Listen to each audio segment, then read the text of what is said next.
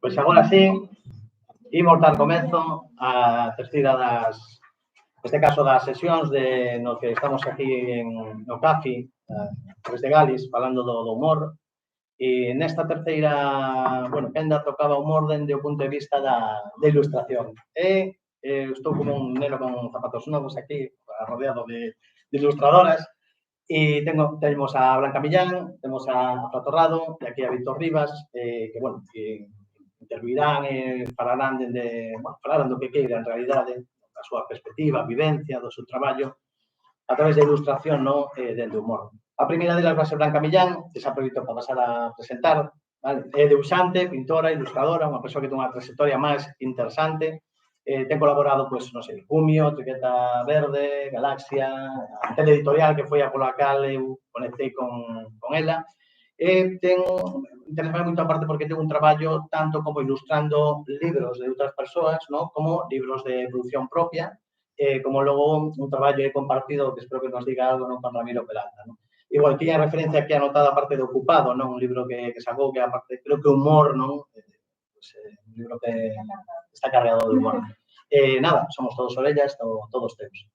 Moitas gracias, gracias por convidarme, a verdade que dá gusto estar aquí, sobre todo cando ves escoitando dende fai anos estas e outras conversas, entón poder aportar algo, pois sempre agradable.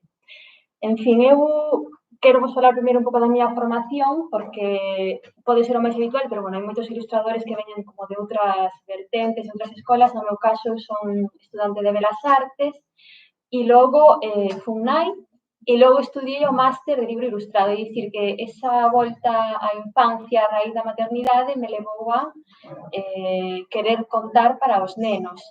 A meirande parte do meu traballo está centrado na ilustración infantil. Teño feito algún poemario, algunha outra cousa que sairá próximamente, que está máis centrada en adultos, pero o que eu traballo principalmente é o libro infantil. E eu, comezaba con esta imaxe que temos atrás, que é unha imaxe que fixen xa fai anos para o Centro Dramático, que intentaba introducir o tema do teatro ao público infantil. Entón é como un doble xogo de imaxe e palabra, non recordo agora ben o título, pero facía alusión como de trocar papéis, non? O sea, de que a nena se volva lobo e o lobo, se volve meniña. E é un tema que no seu momento foi como que suscitou moita como risa para unha cousa super sinxela, ao final, porque empregar unha máscara ou un troco de personaxes, que tamén é diso do que trata o teatro, para tratar o tema do humor. Ademais, fora unha tempada na que se trata, co público infantil o tema do teatro normalmente sempre vai ligado ao humor porque a maneira máis fácil de atrapalos. Tamén pasa coa literatura, non? Que achegar un libro a un neno ao que non lle gusta demasiado ler ou que non desfruta moito coa lectura, porque teña dificultades ou por calquera outra cousa, atrapalo a través do humor e da risa e de algunha cousa que a él como que lle suscite, diversión, ao final, presentar a lectura como unha diversión e non como unha obligación, que é algo que a veces nos colexios, ou polo menos no meu caso, sempre estaba, non? Había os libros que eran divertidos, os que che gustaban a ti, que eran poderían ser máis cómicos ou non, o cómico, demais, que eran como o ocio, e logo estaba a literatura de verdade, que eu non sei se a vos pasou, pero eu teño moi cruzados os libros que eran literatura de verdade, os que ti tiñas que ler, que ao mellor agora os leo con perspectiva, pero no seu momento non os lin con ese cariño. E entón eu esforzome moito, tanto se son libros de humor como se non, por exemplo, cando fago poemarios, de Rosalía ou de Curros, que son temas que os nenos non lles vai a chamar a primeira vista, quero dicir, normalmente tratan temas que son bastante duros, e incluso ata os pais non lles gusta moito achegalos. Introducir sempre algo, algún guiño a personaxes secundarios, cousas que aparecen nos fondos, que logo veremos, que chamen a atención e que capten eso, o sea, como o chiste. Tamén tes un xogo, neste caso, co lector. Eu moito. Sí. A ver, non sei se arranca. Non.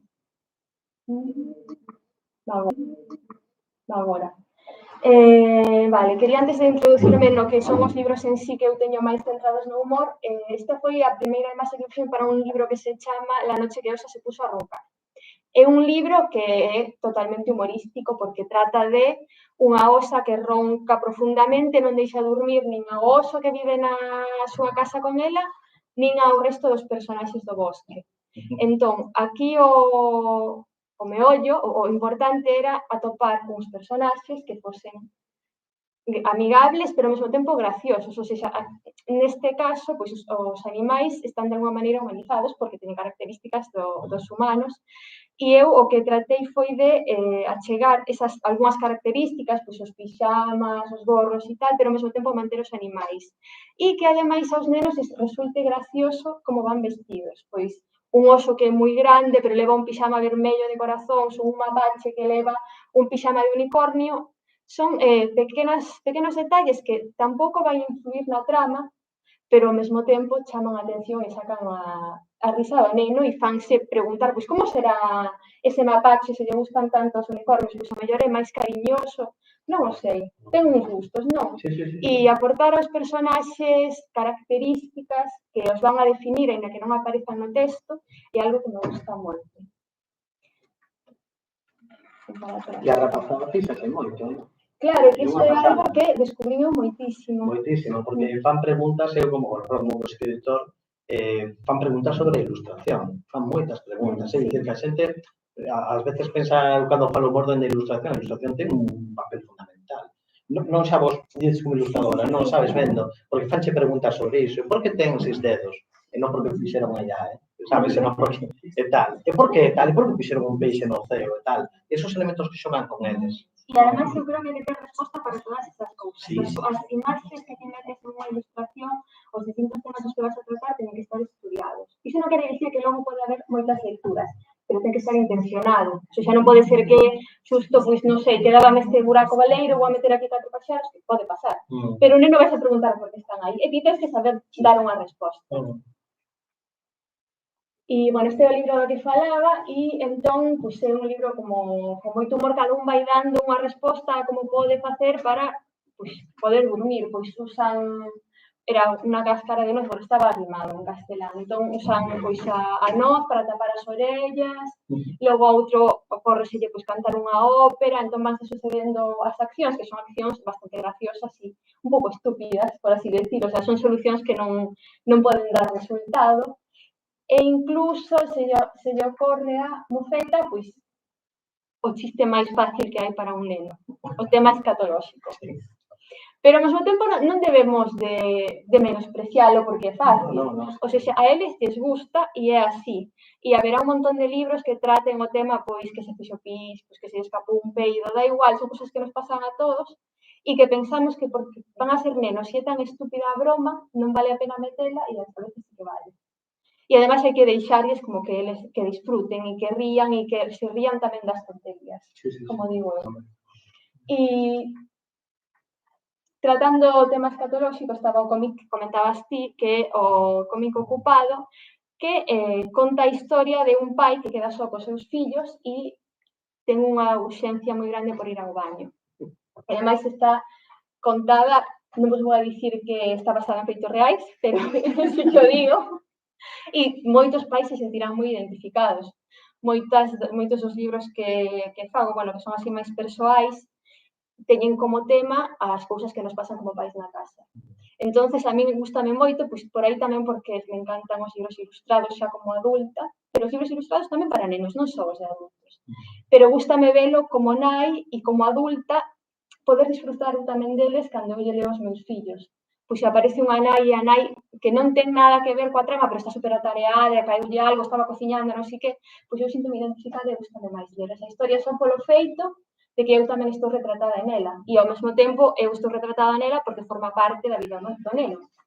Entón, bueno, que me vou polas ramas, neste caso era, pois, eso, o pai que ten moitas ganas de ir ao baño. Entón, é toda unha sucesión de cousas que acontecen cando o pai está no baño e os nenos están sós. Os nenos teñen que recoller as súas cousas, porque, bueno, fixeron unha desfeita, é o que pasa sempre nas casas cando hai nenos e xoguetes.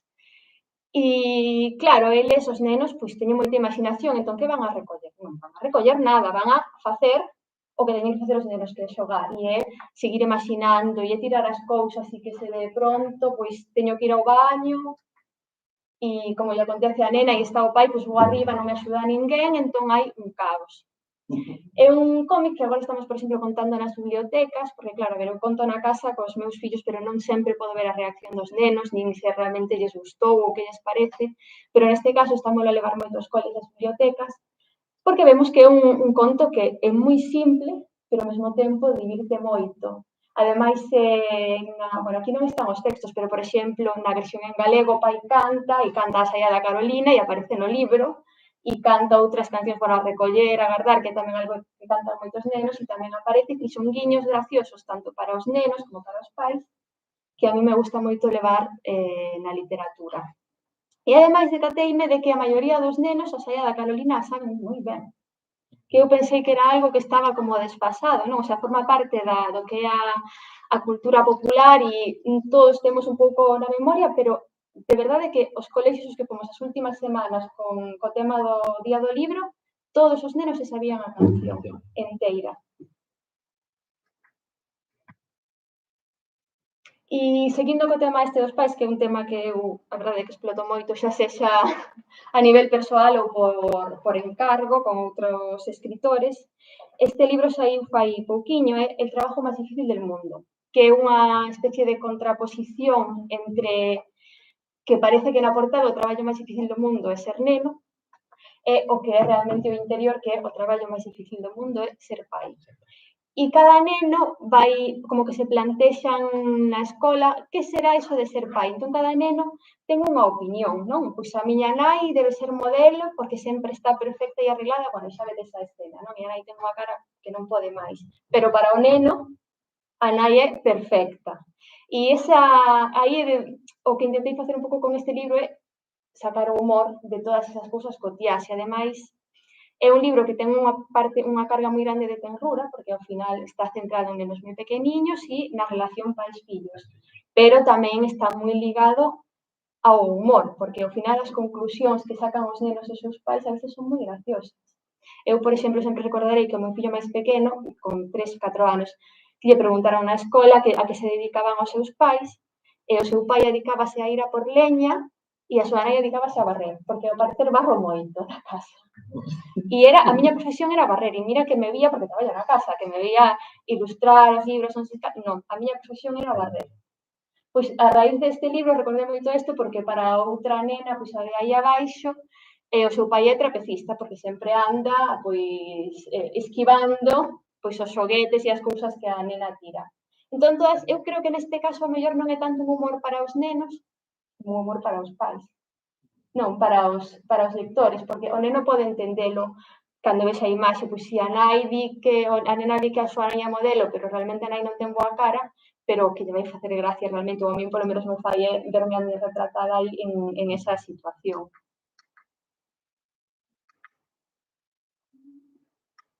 Creo que xa non me vai.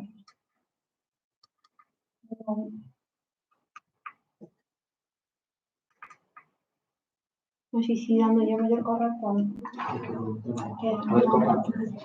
Sí, pois está encima. E esta, bueno, era outra das escenas do libro que o neno dicía que os seus pais eran, non sei se eran pintores ou que se dedicaban a limpar, porque claro, bueno, non ten moita imaginación e para ele o importante é pasalo ben e os pais xa se dedicarán a recoller todas as desfeitas, non? A realizar. Moi necesaria e ademais creo que todos os que temos pequenos pasamos por ela.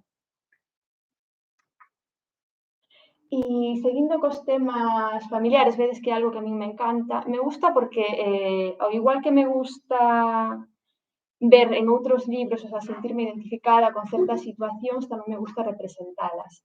E neste caso de Bos días, Aboa, é un libro que fala da relación que ten unha avoa coas dúas nenas as que coida, coas súas dúas netas. E hai unha como contraposición outra vez entre o que pensa o neno que é unha avoa e o que fai e o que realmente fai. Por exemplo, na escena esta na que a avoa se pasa o día limpando mentre elas están na escola, pois as nenas pensan que a súa avoa debe descansar todo o día para estar forte para a tarde, que é cando realmente hai que xogar.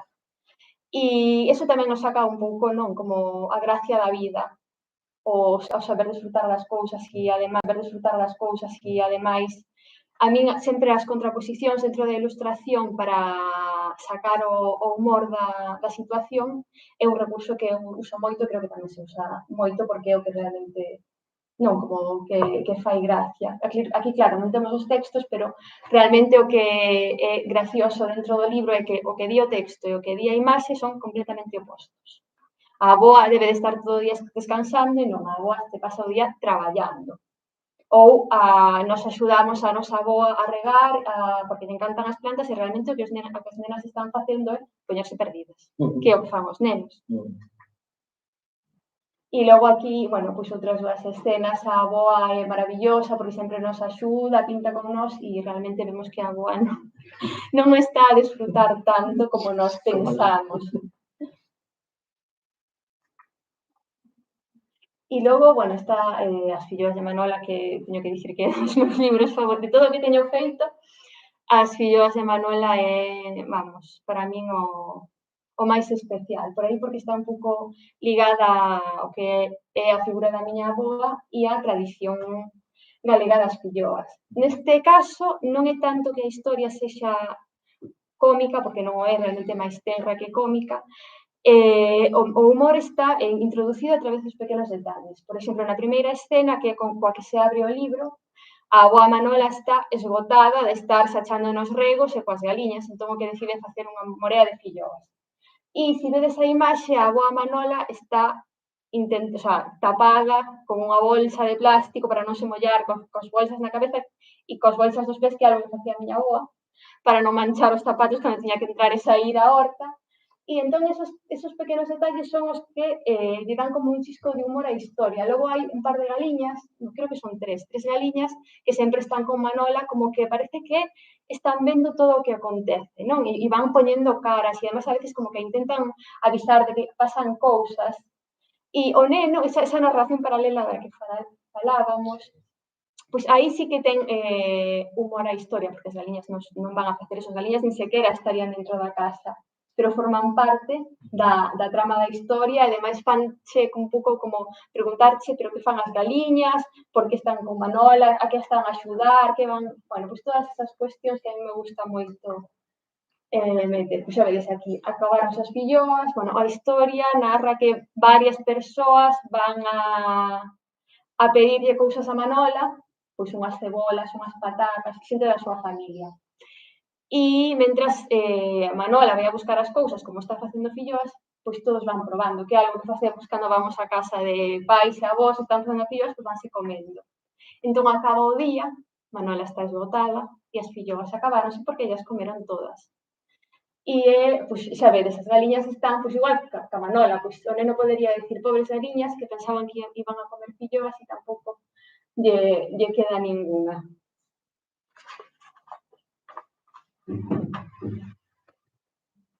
Logo, creo que sea a última historia que trouxen que trata de unha situación familiar que acontece nunha casa. A la cama Martín, bueno, teño que dicir que a maioría destas historias as escribiu Ramiro, que é o meu marido e compañeiro en moitos dos libros, entonces nós estamos, a verdade, que moi centrados en contar as nosas vivencias como pais e tamén un pouco de memoria histórica das nosas familias, como é o caso das filloas de Manola ou Poesías a avoa, que era a relación que eu tiña coa miña avoa e a miña irmán. Pois este caso a la cama Martín está centrado un pouco na chegada da irmán do noso fillo, non? Da segunda filla. E Martín é un neno que se levanta un día moi cedo, como todos os nenos, cando se levantan pola mañán, e vai a buscar aos seus pais, e os pais o mandan de volta á cama, dinlle que fase moi cedo a dormir outra vez. E cando Martín volve, hai algo na súa cama. E entón, toda a historia, nos, a través das imaxes, vemos, eu creo que non me vi ninguna máis aquí, pois ao mellor se ve un poquinho aí, pero vais a ver como hai alguén que entra e sai ao seu cuarto, que o que está facendo realmente é levar as cousas da súa cuna á cama do irmán. É un pouco unha analoxía entre como se sinte o neno, pois que se invade o seu espacio, pero que conta en sí a historia é hai algo no meu cuarto e os meus pais non me van a axudar. Entón eu teño que, por min mesmo, buscar a solución. E a solución é, pois, crear unha arma que poida loitar contra o monstro e crear un plan.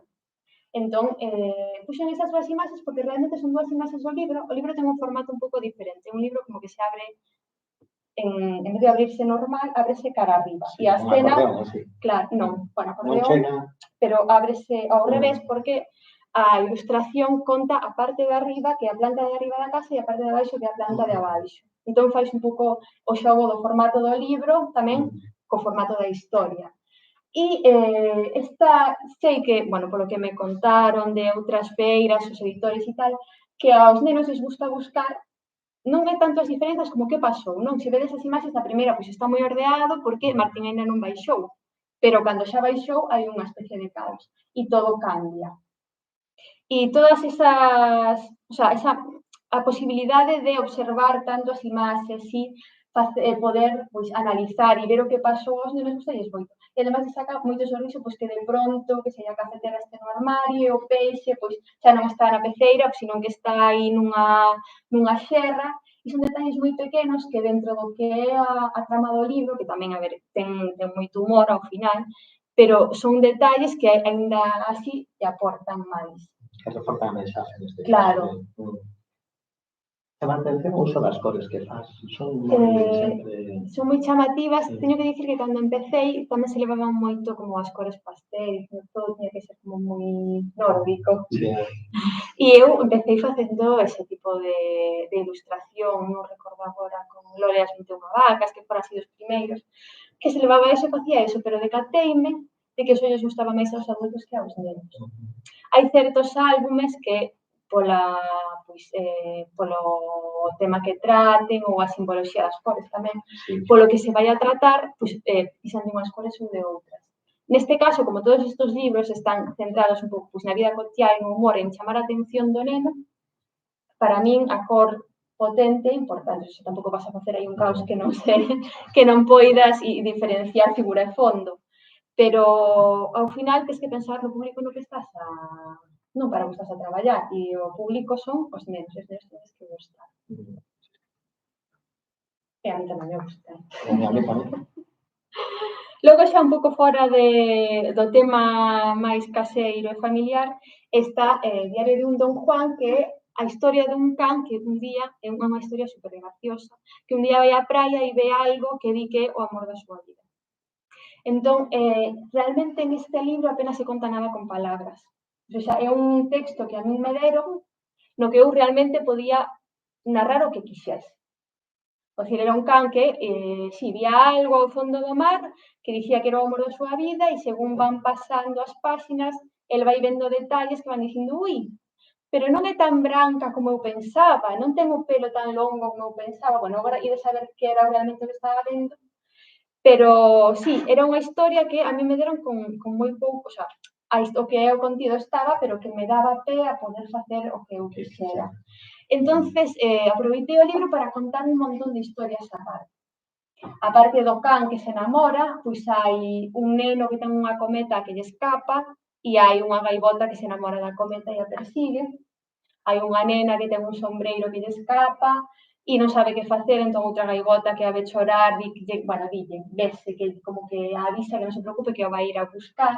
Entón, e a maiores hai como un pequeno accidente, vedes que ao can ten unha dona e que durante todo o libro está lendo ata que de pronto ve pois a un rapaz que lle guste o libro escápalle e dalle na cara a él e así é a maneira na que se coñecen.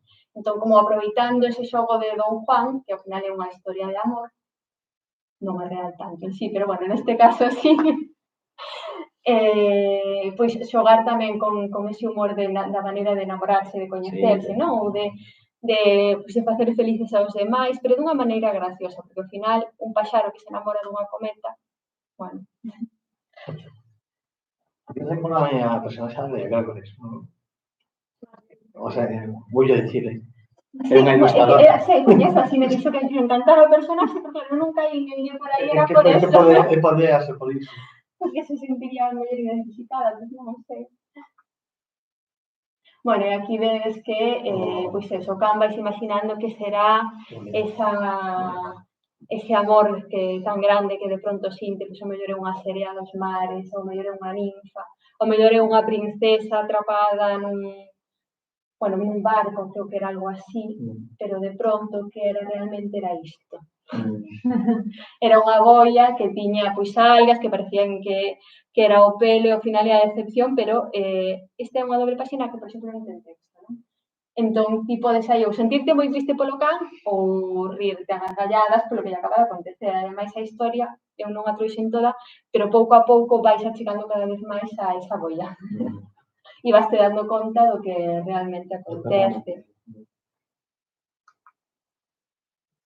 E aquí este outro libro que en sí non tiña nada de humor, era como un libro para amosar aos nenos como as figuras xeométricas que se, pois, coa excusa da pizza, que é ver unha caixa cadrada, pero ao mesmo tempo circular, pero tomas en porcións triangulares, e como pode haber tantas formas en un só obxecto, intentei ilustrar moitas como pequenos guiños graciosos na historia, o sea, cousas que ti podes buscar e ver, como por exemplo, a mestra está explicando, pero unha nena está roncando, a outra nena está metendo un lápiz polo nariz, que son cousas que pasan en todas as aulas, pero que aos nenos lles fai moita gracia. A ver, non ten nada que ver coa trama, pero iso é o que tamén aporta na ilustración 2, 3, 4, 5 ou as lecturas que ti queiras.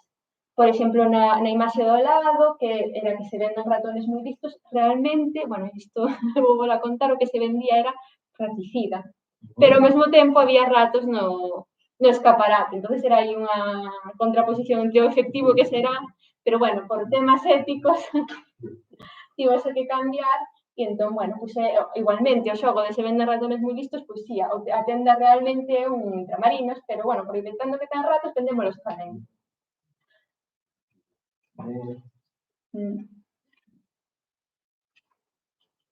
E esta escena que realmente abre o libro, que, bueno, o neno vai plantexando o seu pai a dúbida das formas, pero se vos dades conta, todo é un disparate na imaxe. O sea, a mascota é un porco, o señor vai falando por un teléfono que ten cable, leva postos unhas aletas, a nena vai feliz porque a avoa lle está dando brócoli, que por aí hai algún caso no que é así, pero non é o habitual. Sí, que sorte tens. Que sorte, pois eu xa te digo que non. Era ben extraño, Sí, o neno que vai no monopatín, co remo, pois... Isto funciona moi ben, unha pasada. Digo, porque velo, xa como pai, pois que toda a rapazada ao final está facendo o xogo coa ilustración. Claro, e eso además dalles ganas de volver a ler os libros. Non, pois quero ver, e agora, por que estará o neno? Por que o señor vai falando por ese teléfono que ademais un neno seguramente non sabe nin o que é, porque ten unha corda. Pero, bueno, dá pé a moitas conversas e a risas, e ao final a ilustración non só ten que decorar, ten que contar. E logo, sobre o que vos dicía bueno, pues a veces hai libros que son máis complicados, non? De sacar un sorriso con eles, e aí é onde entra un pouco o tema da sátira, creo eu, da burla. Que a burla tamén é un bo recurso, non? Para sacar humor sempre dende a distancia, porque ao final Miña casiña meu lar, que é un poema, bueno, coñecerédelo todos, de unha muller que vai de Santiago a Padrón sen comer, case descalza, chovendo, chega empapada, chega á súa casa e non ten nada que comer. E entón pide yo a un veciño e non lle quere dar, creo que lle pide leña, e a outro pidelle fariña e ninguén lle quere dar nada. E ao final a casa como que soluciona ese día, pero bueno, solucionar tampouco soluciona nada, porque a muller segue sendo moi pobre. E entón, aquí, ao tratarse dun libro que presentaba este poema para os nenos, ocorreuseme que esos personaxes que son malvados, por así decirlo, egoístas, en vez de poñelos, pois van a ser feísimos, van a ser como ogros, van a ser como bruxas. Non, pois poñer personaxes que de alguna maneira, pois por exemplo, o señor da dereita, pois que é pois como moi presumido, moi distante, pois coa súa bata de cashmere, o seu peitado, pois de alguna maneira tamén xera certa risa porque é unha burla sobre a apariencia do señor e ao mesmo tempo tamén se fai plantexar pois as diferencias que hai entre os dous. Ou o caso da señora, que non se ve a escena, pero realmente inteira, pero a señora o que estaba facendo gimnasia, pero ao mesmo tempo ten un aspecto pois que non é moi agradable, o sea, si ven un neno che dirá que a señora máis fea, porque os nenos son moi sinceros en esas cousas. Pero bueno, sí, podería ser outra señora, pero realmente é unha señora que está facendo aeróbic na súa casa e que non lle importa nada. E esta é un pouco como o final da historia, que xa é unha Rosalía, pois xa comeu. E aquí hai dous pequenos, o sea, guiños que non teñen moito que ver ca historia, pero, por exemplo, se está a bañar con un patiño de goma. é unha tontería, son pequenos detalles, non? Pero que tamén que lle sacan un pouco de drama o que é a historia en sí, ou o tocadiscos aí pois, para relaxarse.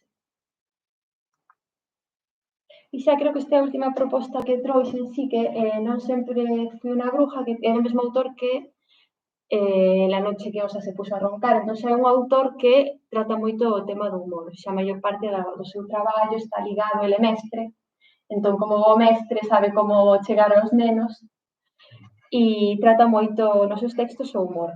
E aquí, por exemplo, é unha bruxa que di que dende pequena, bueno, pues vai como contando as súas vivencias ata chegar a ser unha bruxa famosa e adulta.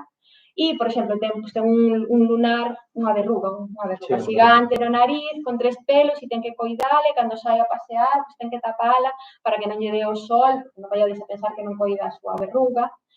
E, bueno, pues como xa un texto gracioso, pues é moito máis fácil de introducir o humor en el, pois aí, por exemplo, a vasoira, pois a vasoira é unha vasoira que ten unha cadeira para bebés e o gorro de bruxa, pois a mellor é un casco porque vai na vasoira, e darlle un pouco unha volta ás cousas que xa existen. Ou, na imaxe do lado, pois ela está vendendo a vasoira Turbo 3000, que xa vai a motor, vamos, non tens que facer nada con ela, porque vai a todo gas, e vedes que é, bueno, pois como unha aspiradora realmente.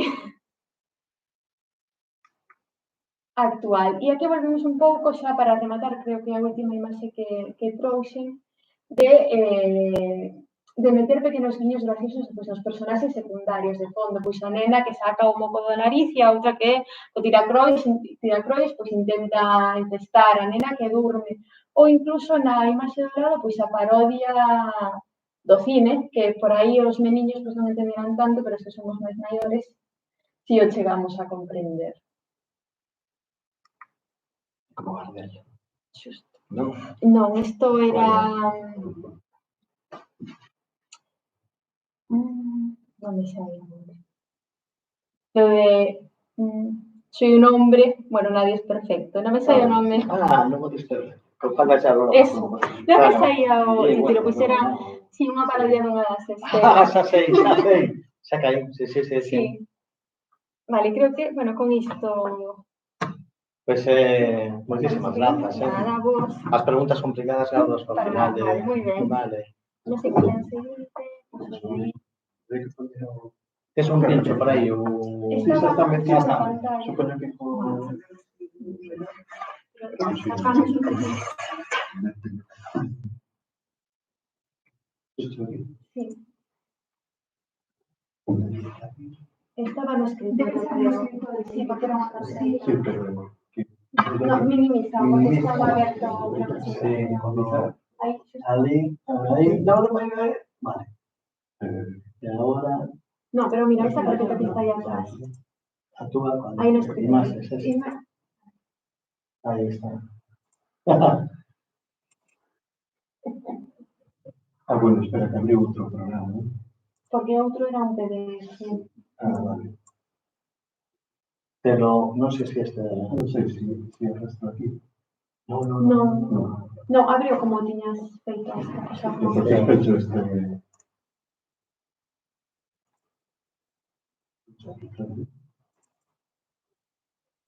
Botón derecho. E agora abrir con movilidad hacia arriba, fotos. Ahí estamos. Bueno, mientras Víctor está aí buscando a forma, eu vou aproveitar para presentarlo, ¿no? Debuxante, ilustrador, vale, nado en Pontevedra, ten unha ampla trayectoria, tanto en Galicia como a nivel internacional. Traballou coas principais editoriais neste caso do país, ¿no? Ten ilustrado unha chea de libros, poño aquí algúns deles, bueno, pues incluso gañaron premios, ¿no? Como Premio Nacional, Escarratina a Cociñeira difunta. Tamén algún ilustrado, 10 gatiñas viaxeiras con Eva Mejuto, neste caso, que estivo aquí pues, compartindo con nós na primeira xornada. Ten ilustrado poesía, O Xardín do Poeta, se me equivoco, con Antonio García Teixeiro, vale? E logo, bueno, ten unha serie que eu, para mí é sorpresa, non sabía que levaba 23 libros, que era de Ghost Patrol, que neste caso no mercado norteamericano.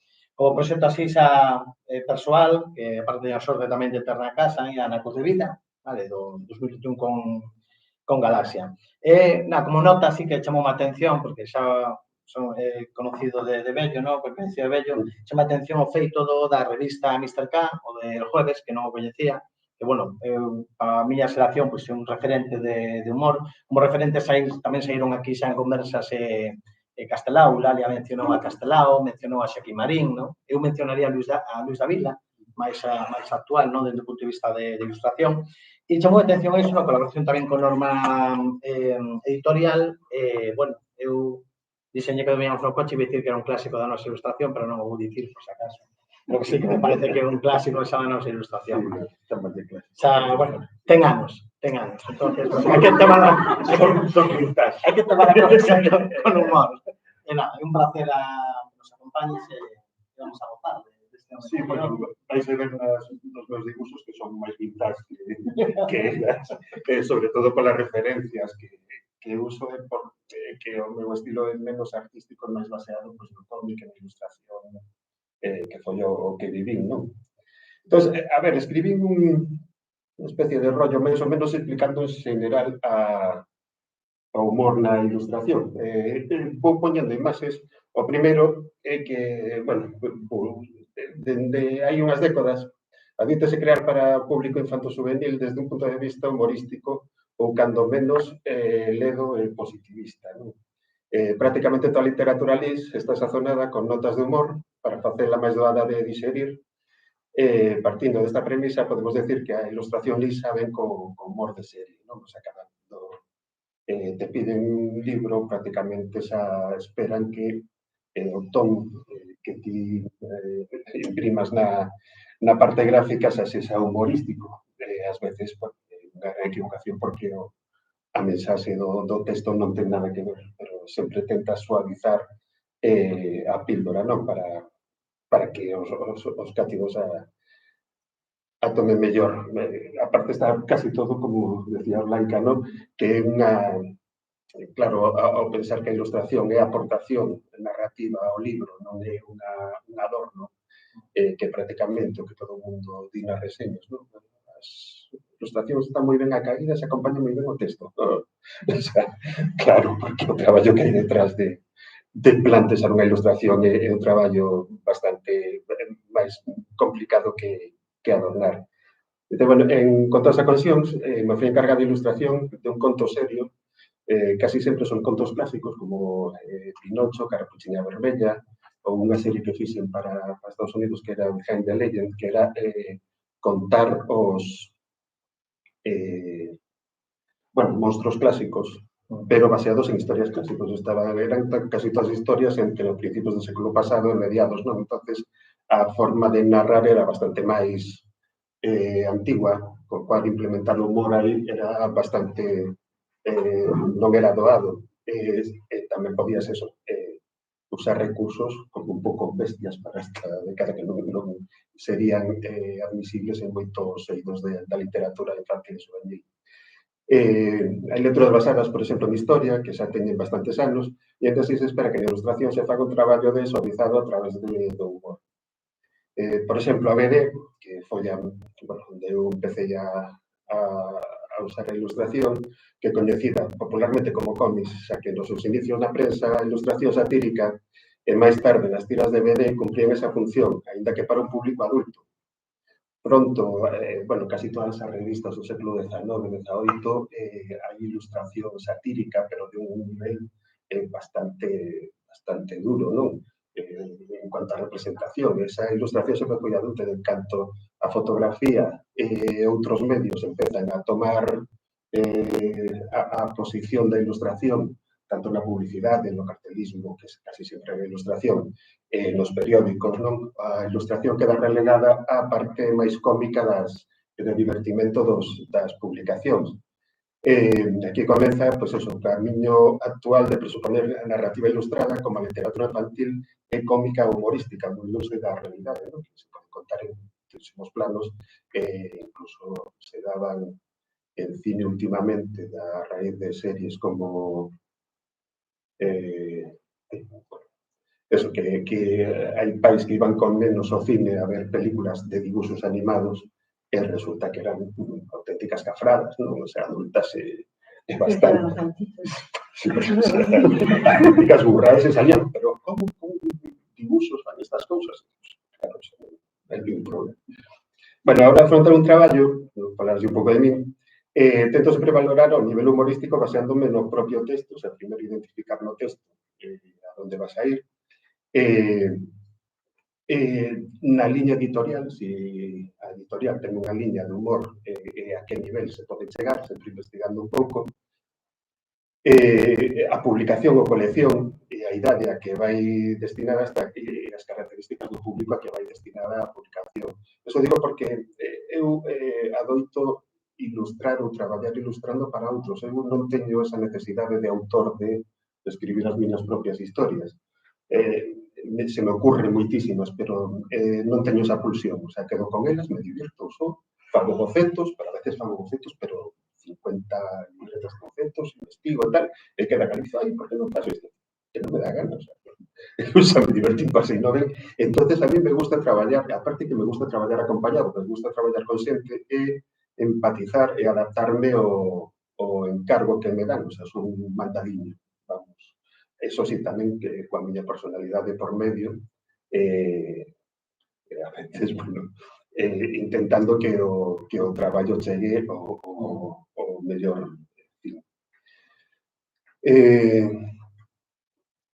Bueno, eso, pues valorar o nivel con tal é o momento no que hai que valorar con cuidado o ton e a sensación anímica que se quere transmitir coa comunicación. A etapa de bosquesos e deseño de personaxes en la que se vai definir este ton en colaboración coa persona que falla a labor de edición e a dirección de arte, ás veces, aquí non se adoita facer a parte de dirección de arte, en outros países é primordial, o sea, ti non tratas con editores, tratas con dirección de arte, e ás veces, moi poucas, e ás veces tampouco fai falta, autora do texto.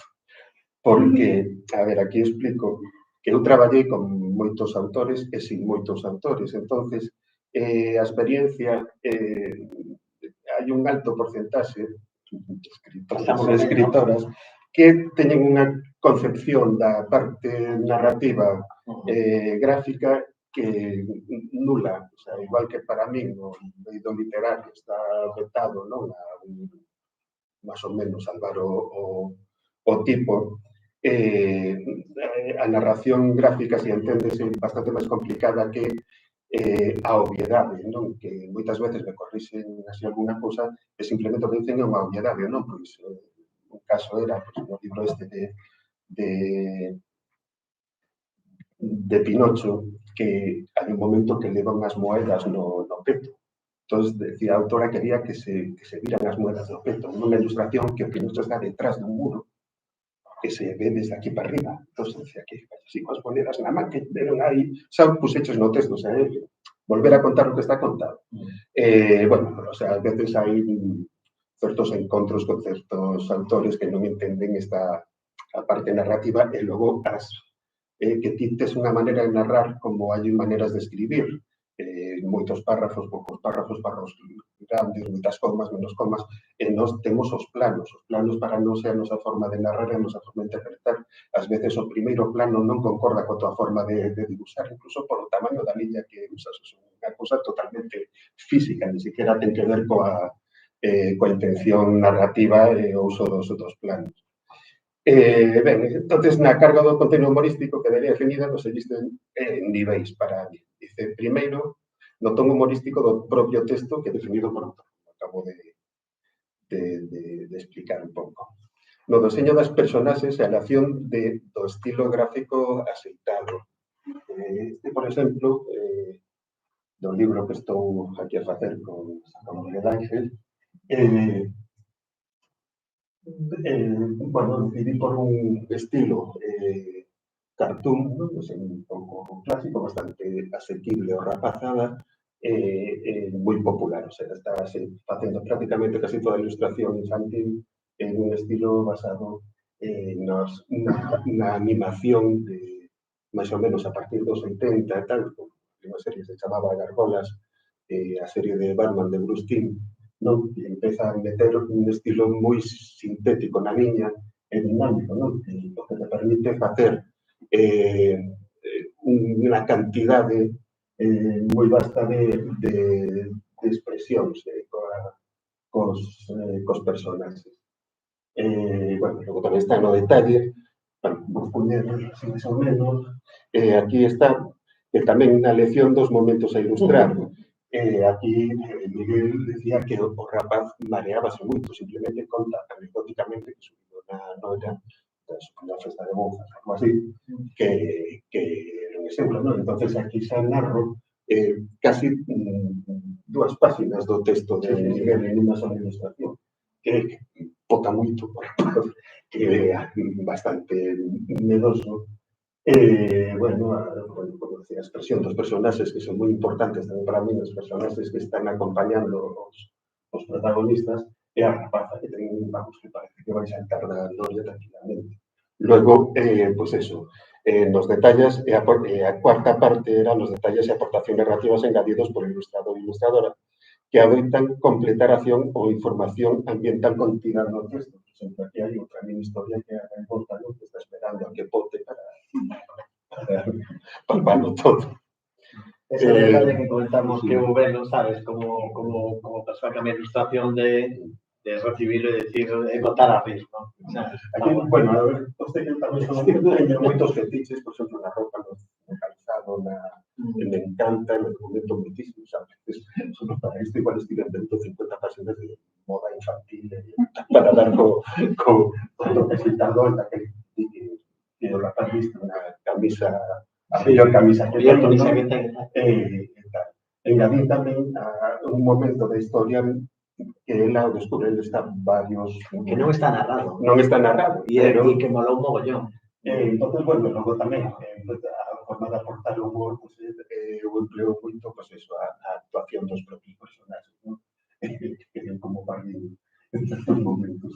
Sin chegar ao sarcasmo co personaxe, o sea, dentro de que é un pouco tontaina non é un tontaina nestes momentos, sí. Bueno, sigo poñendo así para ilustracións, o que falábamos tamén de engadir obxectos e referencias, parodias. Bueno, por exemplo, as letras están masupilando, o póster de arriba está basado en unha interpretación de outra historia, por exemplo, pero no eido dunha serie que a mí me gusta moito, que é Trollhunters, de Guillermo del Toro, de Bestial, o un flexo de Pixar, a todos os niveis, con unha nave tipo Star Wars, e logo están, bueno, un libro de dinosaurios que ilustran rapaces e o propio libro que estou ilustrando.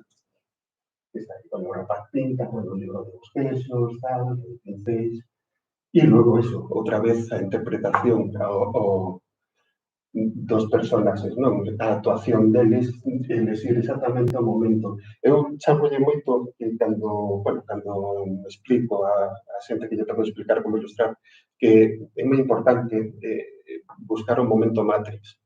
Ese momento no que Matrix, a partir de Matrix, empezaron os Wachowskis, que queda o personaxe no aire, podes darlle voltas á habitación, ves desde todos os ángulos, se elegir ese momento, ese entre exacto na narración para que non sexa obvia co texto e aporte un pouquiño na acción. O sea, na primeira ilustración, por exemplo, está un momento no que lle vai pegar a patada o home de negro que está atacando.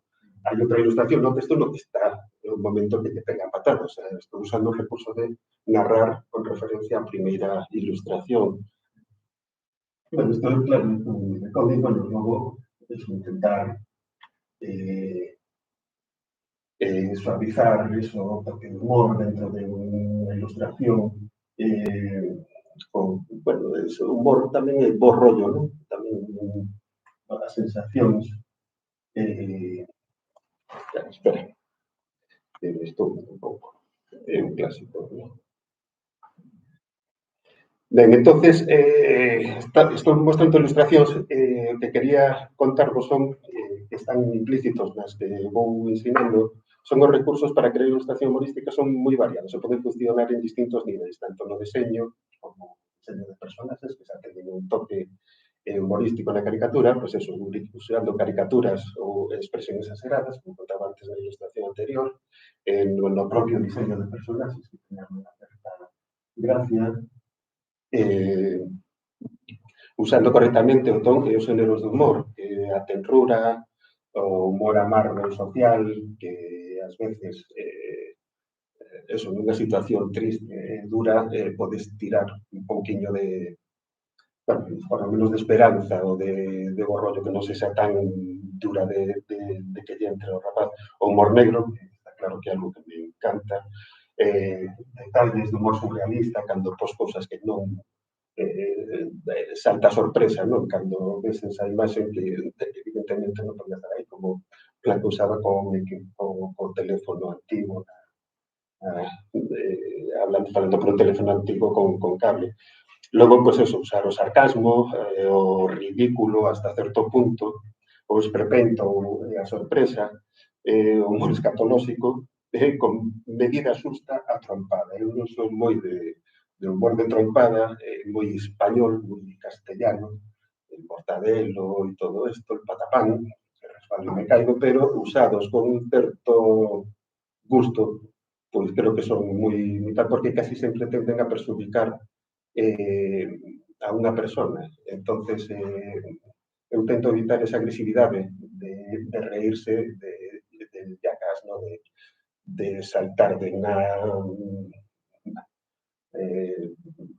un tellado de 3 pisos e pegarse unha bofetada e que a xente ría desa situación, ou caerse dunha corda no río, tal. O sea, a ver, non sei, un momento que te de unha risa explosiva, pero narrativamente creo que hai que usalos con un certo control para non agredir, para que sexa moralmente a alguén. Logo, para min, ten unha cosa das máis importantes, supoño que para todas, é construir o gag escollendo os momentos idóneos ou os límites de acción e chamando a complicidade do lector con historias paralelas, como contaba Blanca nas historias das habitacións, de un obxecto que vai cambiando de posición, ou a historia da gaivota e a cometa, etc.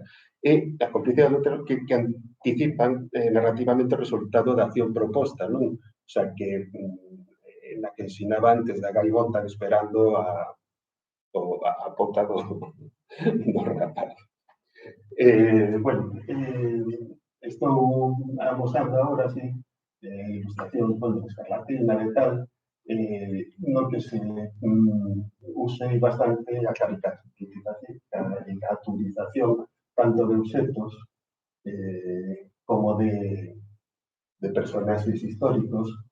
E logo, eso, o contar máis historias que aquí hai que contar. Aquí hai dentro de todos os obxectos da composición do que estou creando, hai historias por todos lados e detalles que levan a unha segunda, terceira lectura e que agrada moito os cativos. O diseño de personaxes, chegando o límite, por exemplo, con humor negro, con medo, que creo que os cativos hai que meterles medo nos dibuxos ou nas historias, porque senón non tería sentido facer unha historia de medo, pero hai que saber chegar ao nivel que poden soportar, non? Sin ir a cama con pesadez. Incluso esos detalles de los mortos, o sea, cómo podes poner un neno morto que pueda ser gracioso sin que casi te des conta de que, bueno, pues va para venga, pero claro, se non tes o peligro non existe cando narras humor negro ou medo, evidentemente non resulta, non ten ningún sentido contar historias para que aprendan a pues, escapar desa situación ou a ter en conta que hai xente que non é moi boa con o mundo. Bueno, eso justificar ou exageración.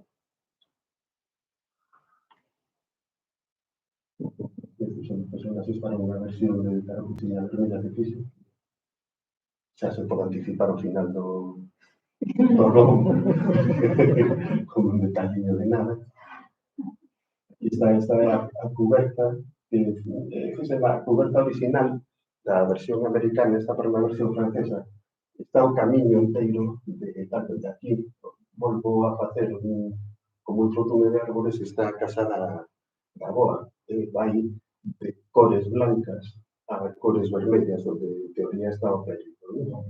Entón tamén as cores e a intención narrativa que pode axudar no ton de seriedade, humor, o que decía, na narración, non é só ilustración e anticipación do que vai pasar. O sea, sabes que, aparte, como un conto conocido aquí máis doado, saber un pouco o final do rollo. Entón, son cobertas clásicas de Escarlatina.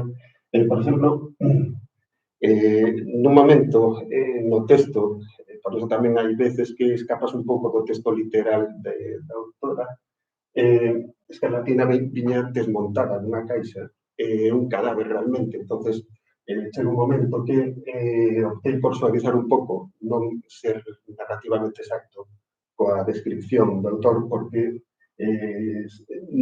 estéticamente sería moi difícil de solucionar. Penso que sí, que causaría un certo choque para a reacción dos cativos. Esa tamén outro risco, bueno, esta versión dos Esmeralda, ¿no? Sí, é a versión de Esmeralda, pero é a versión española. Non me tiña a versión de aquí que está toda a familia co cadaleito. O sea, que era unha foto que aparte típica, que era a foto que se facía a familia co cadaleito, pero claro, poñerlo de unha forma a súa propia fantasma facéndolle a moca e tal, a burla, suaviza o tema e pasa do triste ao humor.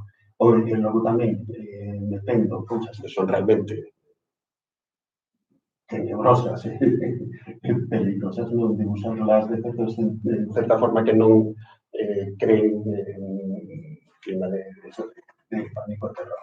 Esta é a serie que fago para Estados Unidos, que é unha serie para 8 anos, máis ou menos, que son dos rapaces que cazan fantasmas e tal. E, bueno, aquí uso moito ese recurso, sobre todo de expresividade dos personaxes e o diseño. Sobre cada situación se contar, me gusta as multitudes, me gusta usar moitos personaxes e que teñan vida propia. E logo tamén outra parte do traballo que facemos os ilustradores, sobre todo en cargos deste estilo, é que sempre nos piden corpos distintos, personaxes distintas, razas e tal. Con esta serie tiven a ilusión de que me mandaron correos comunidades musulmanas, que era das poucas persoas que en libros infantís estaban presentes, non nos protagonistas, porque se non decidiron, pero sí na xente que forma parte das ilustracións do libro. Pois eso, usando o momento, a posición, o aspecto dos rapaces, os momentos de visita. Estas son cubertas da propia serie. Sempre eso, buscando poniendo punto cómico, trágico, un pouco meténdome cos propios personaxes, non poniéndose cos propios personaxes, non poniéndose un pouco en ridículo. Esta é a última.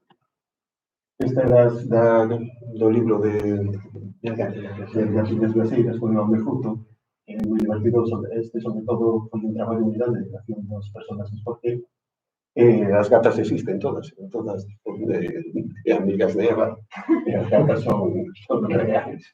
Entonces, está moi divertido conseguir darle esa personalidade a cada uno, como, por exemplo, o guía turístico, que é un rato, eso xa é unha niña que Anxo, un colega meu, guía turístico, e logo que conduce o autobús e o meu can, que é Gista. Eso, por exemplo, eso de contar historias, non tal. Por exemplo, que a ilustración non tiña ningún nada, o sea, simplemente as gatiñas andando, non había outro por disfrutar. Bueno, aquí... Algún ilustrado tes máis? Algún ilustrado, porque... Non ilustrado, a ver, eu considero que estes que fago son prácticamente algos ilustrados, son 122 páxinas totalmente ilustradas, entonces casi chegan a categoría de casi o de bebé ou algo.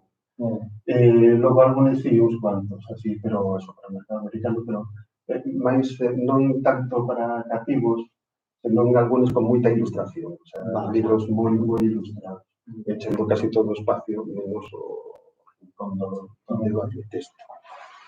Logo, bueno, as últimas imaxes que teño, para explicar as miñas referencias a hora de ilustrar, teño principalmente da BD, que a considero a raíña da linguaxe narrativa gráfica, tanto que implica moita complicidade, espacios e tempos que non existen entre viñetas e tal, nas elipsis narrativas que hai que ser bastante bon narrador para conseguir un resultado correcto e lexible. Bueno, e a animación, que tamén me aporta moitísimo narrativamente, mas principalmente no eido do deseño de personaxes e estilos de dibuixo. Os meus comenzos no eido da narrativa gráfica foron eso da man da BD franco-belga. Os referentes pois son Jesús Verfo e Goscinny, tanto no guión como na narrativa teñen momentos espectaculares.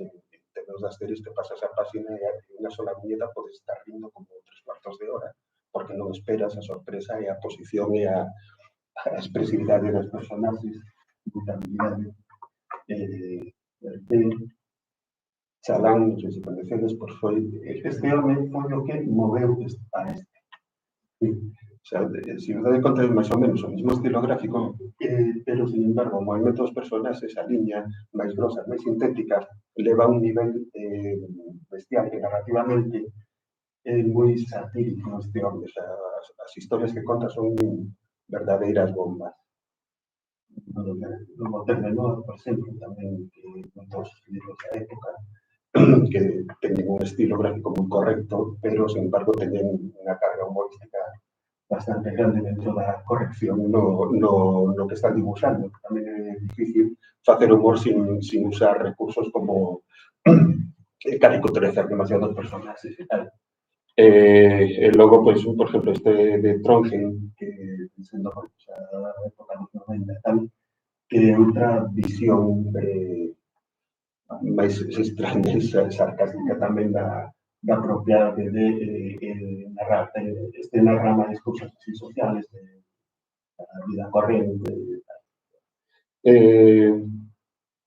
Ben, no Xapón está claro que o rei Toriyama, as miñas ilustracións beben moitísimo da forma de expresar de Toriyama. Me parece que usando as expresións faciais dos xaponeses, que son moi teñen hasta unhas normas, non? Según a cara que poñas, está expresando unha emoción exactamente, os rapaces a recoñecen fácilmente porque está implementada en casi todo o que se produce para eles.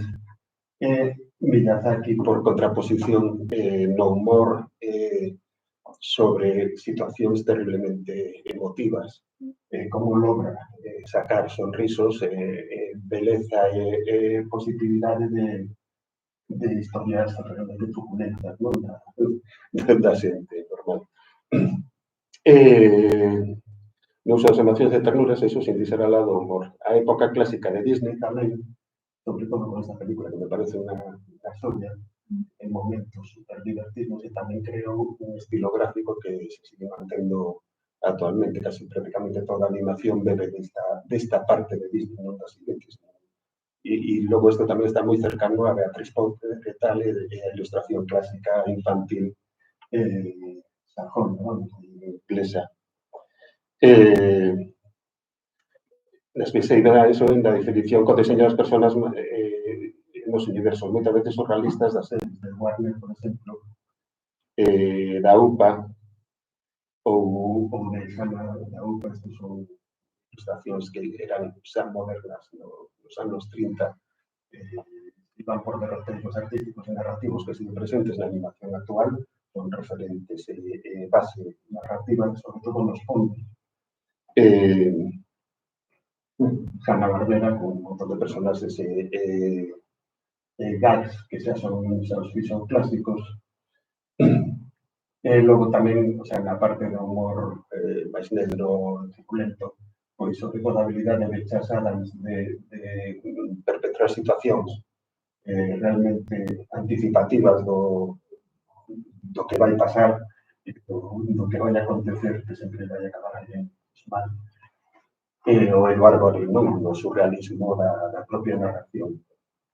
Temos tamén, logo que Tim Burton, que recolleu un pouco todo isto, e creou, a partir de Tim Burton, se creou un universo narrativo que está Escarlatina e todo o que hemos usado, e parte eso convertiu en xénero unha estética e unha forma de facer terror para todos os públicos, non? Unha estética narrativa que combina o macabro e a terrora triste e se convertiu eso, un xénero literario juvenil infantil para todos os públicos. Bueno, sí, bueno, con esto nada, quería eso, contar un pouco, faceros un pouco de unha listaxe de recursos para quen quera usar humor na ilustración e que son, intentei extrapolar un pouco o que fago, porque como non teño un estilo de traballo lineal, vou saltando entre estilos e formas narrativas, pois todo isto é o que me axuda a estar no... Bueno, a min gustoume personalmente o que para cando iba recibindo as ilustracións deste proxecto, da Xente Galega Asuntos Máxicos, o feito de ese narrar, non? Ese narrar de que a ilustración narraba, a ilustración contaba, ese guiño, o tema da gaivota e tal, sabes, esos guiños e tal, que ao final, quen ama a ilustración, e eu estou entre os amantes da ilustración, ao final que estás fixas, bebes dela, sabes? E mira, eu, por exemplo, non che dixen nada da rapaza que baixaba as escaleiras, pero entendino perfectamente. E dixen, que guai, porque en realidad o que está facendo é completando, non? E logo o dos personaxes, porque Lu, neste caso, a rapaza é china, pero o texto non o di, que non foi falta dicirlo. Xa o está dicindo a propia ilustración. Non é relevante para a trama tamén, é algo que está aí. Entonces, bueno, un placer. A pregunta complicada vai para despois, non? A pregunta complicada. Pois, bueno, con isto chega o momento de Rafa Torrado. Vale. Non vou dicir o derrot, non? Que como firma... Por iso, xa, que como firma...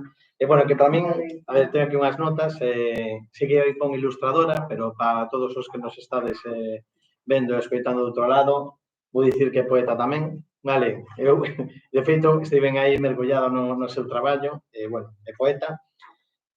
Futura, xa diría, bueno, presente mestra, ¿no? Estás aí, non? Vale, vamos, está aí. Futura próxima mestra, sí que andas en prácticas do mestrado secundaria, tal e cual, moi ben. E, bueno, e ela opina, e senón que me corrixa aquí en directo, que os fanzines é o top, non?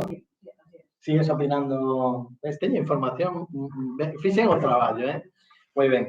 Bueno, destacar, fago o que podo, a verdade, editado por Rodolfo e Cristila, no que, bueno, emprega o humor como un mecanismo, non sei se de defensa, autodefensa, non?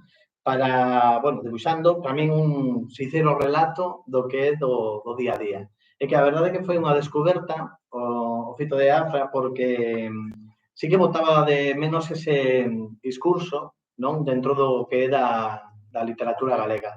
Sí que o atopei no ámbito estatal, pues, algunhas autoras que estaban traballando iso e tal, pero descoñecíao. Entonces, e eu que son dos que di que, bueno, sempre estou mergulhado por aí, como decía, de camiño nas marxes, como a breve sombra que non se asombra a súa equipase. Pois, bueno, descubríla foi unha gozada. E, bueno, eu nunha franxa aparte que eu non sei se estou errado ou non, poría nun ámbito juvenil, mozos e mozas, nalgún caso, dis, non nenos e nenas, creo que di por aí, non? Sí, é que por aí andamos, non? Sí, de feito é que eu teño unha... bueno, teño unha filla de 15 anos, e cando vin o teu traballo, dixen, hai cousiñas que interesame moito, non, que achegarlle a Esther. Eu porque non tivemos a oportunidade de falar nese sentido, quería dicircho. Bueno, o tema esa parte, bueno, como digo, que vai dende a percepción do corpo ao tema laboral, non? Ese hai un par de las que se fixen capturas do tema laboral, de que rexeitaran, pero que contestaronlle polo menos e tal, que xa como profesor de formación en orientación laboral pareceron máis ollas, non? E logo ese manual do galego falante, non? Do neofalante que teño que botarlle un ollo. Bueno, xunto a Pablo Rodríguez, se non corrixe ben, crea Leite Edicións, que comunico dende aquí que non é unha editorial, vale? De autoedición, califícase como unha non editora, non? É curioso. Unha non editora. Fíxome moitísima graza, porque claro, busquei o de Leite Edición, falando aparte con Andrea, non? De Leite Edición, se o primeiro unha non editora, deixamos claro. E, bueno, engadir eso, que firmas os dibuixos como o da Rot, estos xogos e tal, e bueno, o do manual que a min teño aquí unha anotación que pon textualmente ao que teño que botarlle un ollo ou dous. E, bueno, convosco... Bueno, pois eu voy a falar vos do meu libro, porque teño un. Aquí ten moito recorrido, pero unha é joven e inexperta. Entón, bueno, vou vos falar para que me sirva a min o humor na miña produción artística. Basicamente, iba a traer tamén referentes, pero dixen, mira, non quero liar a la gente. Pero fíxome gracia que compartimos bastantes. Pareceme guai iso de, claro, que eu empecé lendo Asterix e Obelix, pero porque mo dixo meu pai, en plan, lee esta movida cando tiña, eu que sei, 8 anos ou así. Entón, eso moloume. E, bueno, yo estoy aquí en unha masterclass. É que te non días, e a prestar. Pero así, só ver na grabación que se ve que estaba así como, e cando non o facía coa cara, os seus ollos estaban dicindo, sí. Bueno, se ve que tiñades, bueno, que había un... Bueno, quen son eu? Xa me presentaron, spoiler, pero bueno, aparte de ilustradora ou debuxante, ou como se queira falar, que eu non sei de terminoloxía, son poeta, empecé sendo poeta. De feito, cando me ofreceron facer Fago que podo, que é o meu primeiro e único libro por agora, pois eu, cando me dixeron, temos unha proposta para ti, eu pensei que iba a ir pola poesía, porque eu a banda deseñada máis ese campo, pois o tratara en fanzines dunha forma totalmente por pasar o tempo e para pasalo ben. Fixen Belas Artes tamén, en Pontevedra, e, bueno, agora mesmo estou facendo o mestrado para ser profe, podedes poñer unha vela por min na catedral. Vale ermita de turno. E, bueno, entonces, non sei, agora que viña, entonces a partir da miña publicación de Fago o que podo, pois como que poden reflexionar sobre o tratamento que fago do humor, de que me sirve o humor. Bueno, para min o humor está no meu día a día, eu sen humor pois estaría, non sei, morta. De feito, iso de que o humor para min é tan importante e tal, pois como que mo fixo ver, bueno, o que está sendo o meu tutor do TFM, que non sei de que quería facer o TFM nin nada, e díxome, es unha persoa tan irónica e tan tal, porque non tiras por aí, e a partir de aí, pois, como que empecé a facer autorreflexión, e aparte, nas entrevistas, cando che preguntan, tratas con humor o tema de non sei que, como é iso? Non lle vas dicir, hombre, pois non sei, pois chega un momento en que tens que crear un discurso, e pois nese discurso, pois tens que facer autorreflexión sobre o humor. Entonces, esta bueno, eu sempre digo que un fanzine con ISBN porque me deixaron facer o que me deu a gana, basicamente. A veces demasiado, non? E sobre o que comentaba é de que a ilustración, o debuxo, a animación está asociada a un público infantil. A primeira versión da portada eu tiña unha camiseta e a editora, Berta Vila, díxome, claro, pero que o mellor vaise confundir con algo destinado ao público infantil. Cambia yo as cores. A min custame moitísimo colorear. Entonces, para chegar a esas cores, pensara moitísimo. Entonces, dixen, que fago? Bueno, pues me dibujo en teta, así malo será.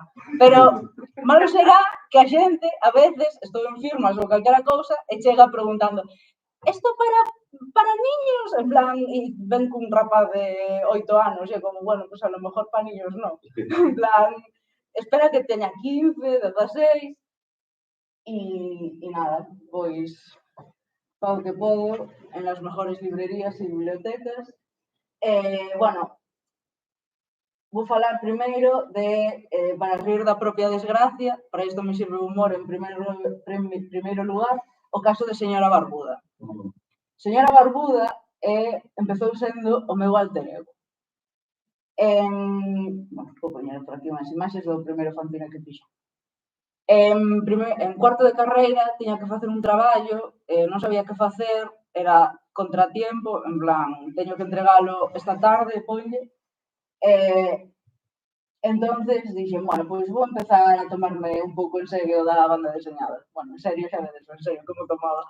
E entón, pois naquel momento, aos 17 anos, o sea, naquel momento non, naquel momento xa tiña 20, pero aos 17 anos saíume barba un día, sin yo saber por qué e sin ninguén saber por qué.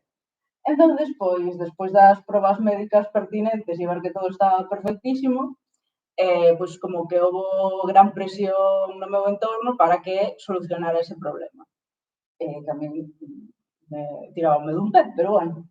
Entonces, a partir desa presión e do regular mal que o pasei, pois naceu Señora Barbuda, que é basicamente eu, pero non, é señora de apellido Barbuda, pasando situacións a raíz pois da súa barba e dos seus contratempos. Estas son imaxes, este tamén está dentro do Fago que podo, porque Fago que podo é un recopilatorio de todo o que fixen desde aquí.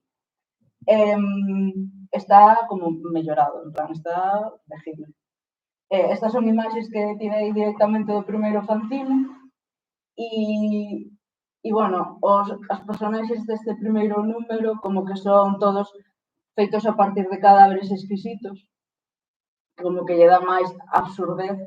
E, bueno, ese é o mellor chiste que escribí nunca, que podería traerme un vaso de leche tibia, sinto, só temos leite de peroné. Creo que me acabou de chegar a escribir algo igual, lo cual me apena profundamente, pero bueno. E nada, pois vai, bueno, esta é unha cita de Tinder e tal, tamén formaba parte de mi autoficción. Autoficción significa que contas cousas e a xente ten que adiviñar se son verdade ou son mentiras. Bueno, esta é a comparación do fanzine do segundo e a comparación de como sae no libro de Fago que podo. Basicamente, quiteille tanto gris e tanta historia. E, bueno, este, no segundo capítulo, Señora Barbuda vai a un speed dating. Eu na vida fun a un speed dating, quero deixarlo claro, porque claro, é unha cosa como moi, non sei, noventera.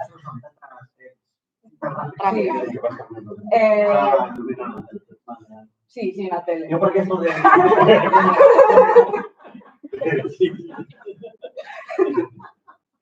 Bueno, nada. É americano, isto non é... Home, quero pensar que sí, non? Eu aquí nunca o vi. O sea, eu aquí nunca o vi. E, bueno, pero realmente son extractos semirreais de mi época citas. Bueno, sí, mi típico fetichista de pés que encontras por aí e tal, bueno, lo normal. Vale, esto... bueno, entonces, pois, utilizo moito o humor para quitarlle peso ás miñas desgracias, como fai todo o mundo, quero decir, non é nada novo. E, bueno, truxen un exemplo de Señora Barbuda, porque como que Señora Barbuda é o pic da, pois, deste mecanismo de autodefensa, de como tamén presentar esta problemática dunha forma amable para a hora de, pois, por exemplo, explicarlle ao meu entorno como me sinto con determinadas circunstancias. Realmente o libro é eu explicando como me sinto e a miña nai pensando, estás fatal, habría que llevarte a terapia. Bueno, e segundo, pois, un pouco lanzado, era o que escribí. Bueno.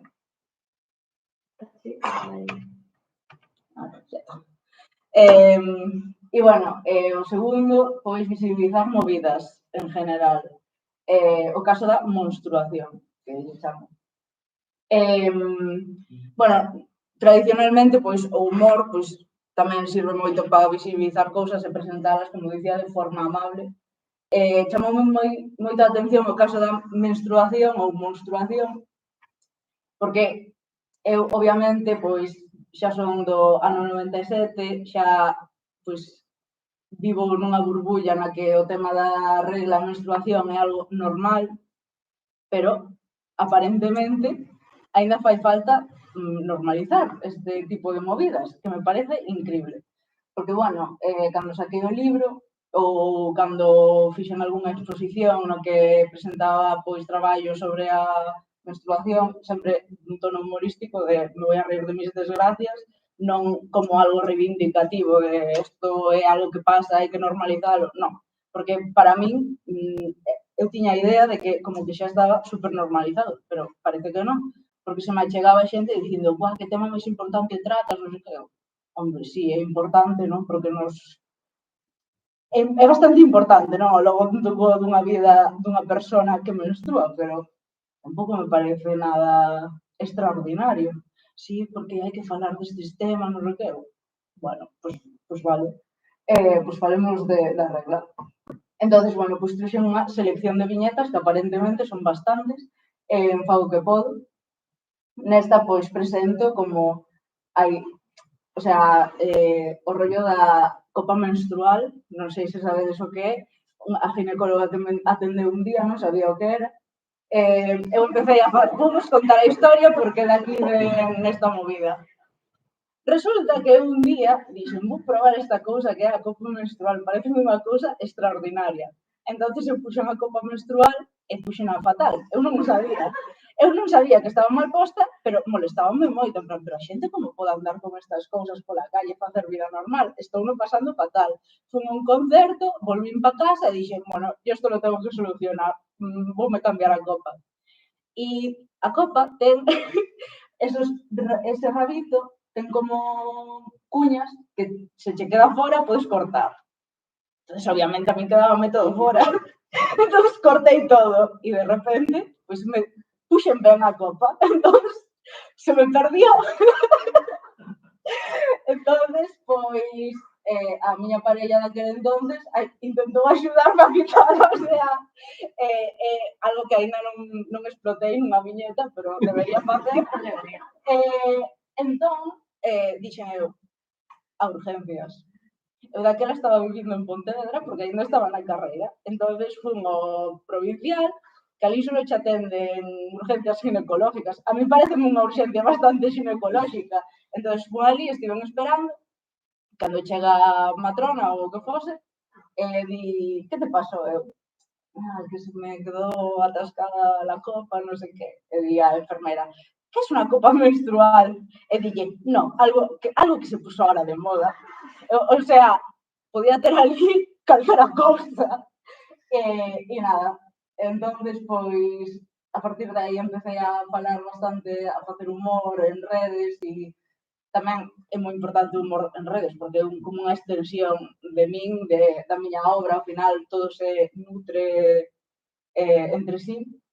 Empecé a facer humor da copa menstrual e, bueno, pois, unha cousa que tamén me pasa bastante, que a perdo bastante, logo aparece outra vez, pero xa teño comprada outra, entonces vou renovando e ao final o que representa, a copa como que representa unha reducción de residuo da túa pegada no planeta e ao final, pois, acaba sendo o mismo.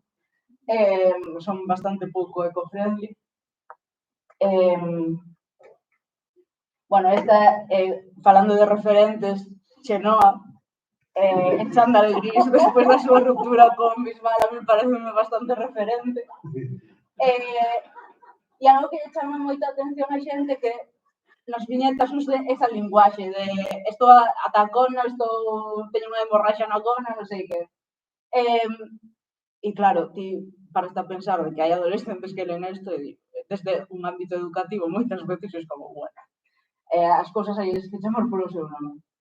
Pero para min, claro, para min algo que é natural, que na miña casa falas así, tendes que coñecer a miña nai como fala, pois para min é o máis natural do mundo. Entonces,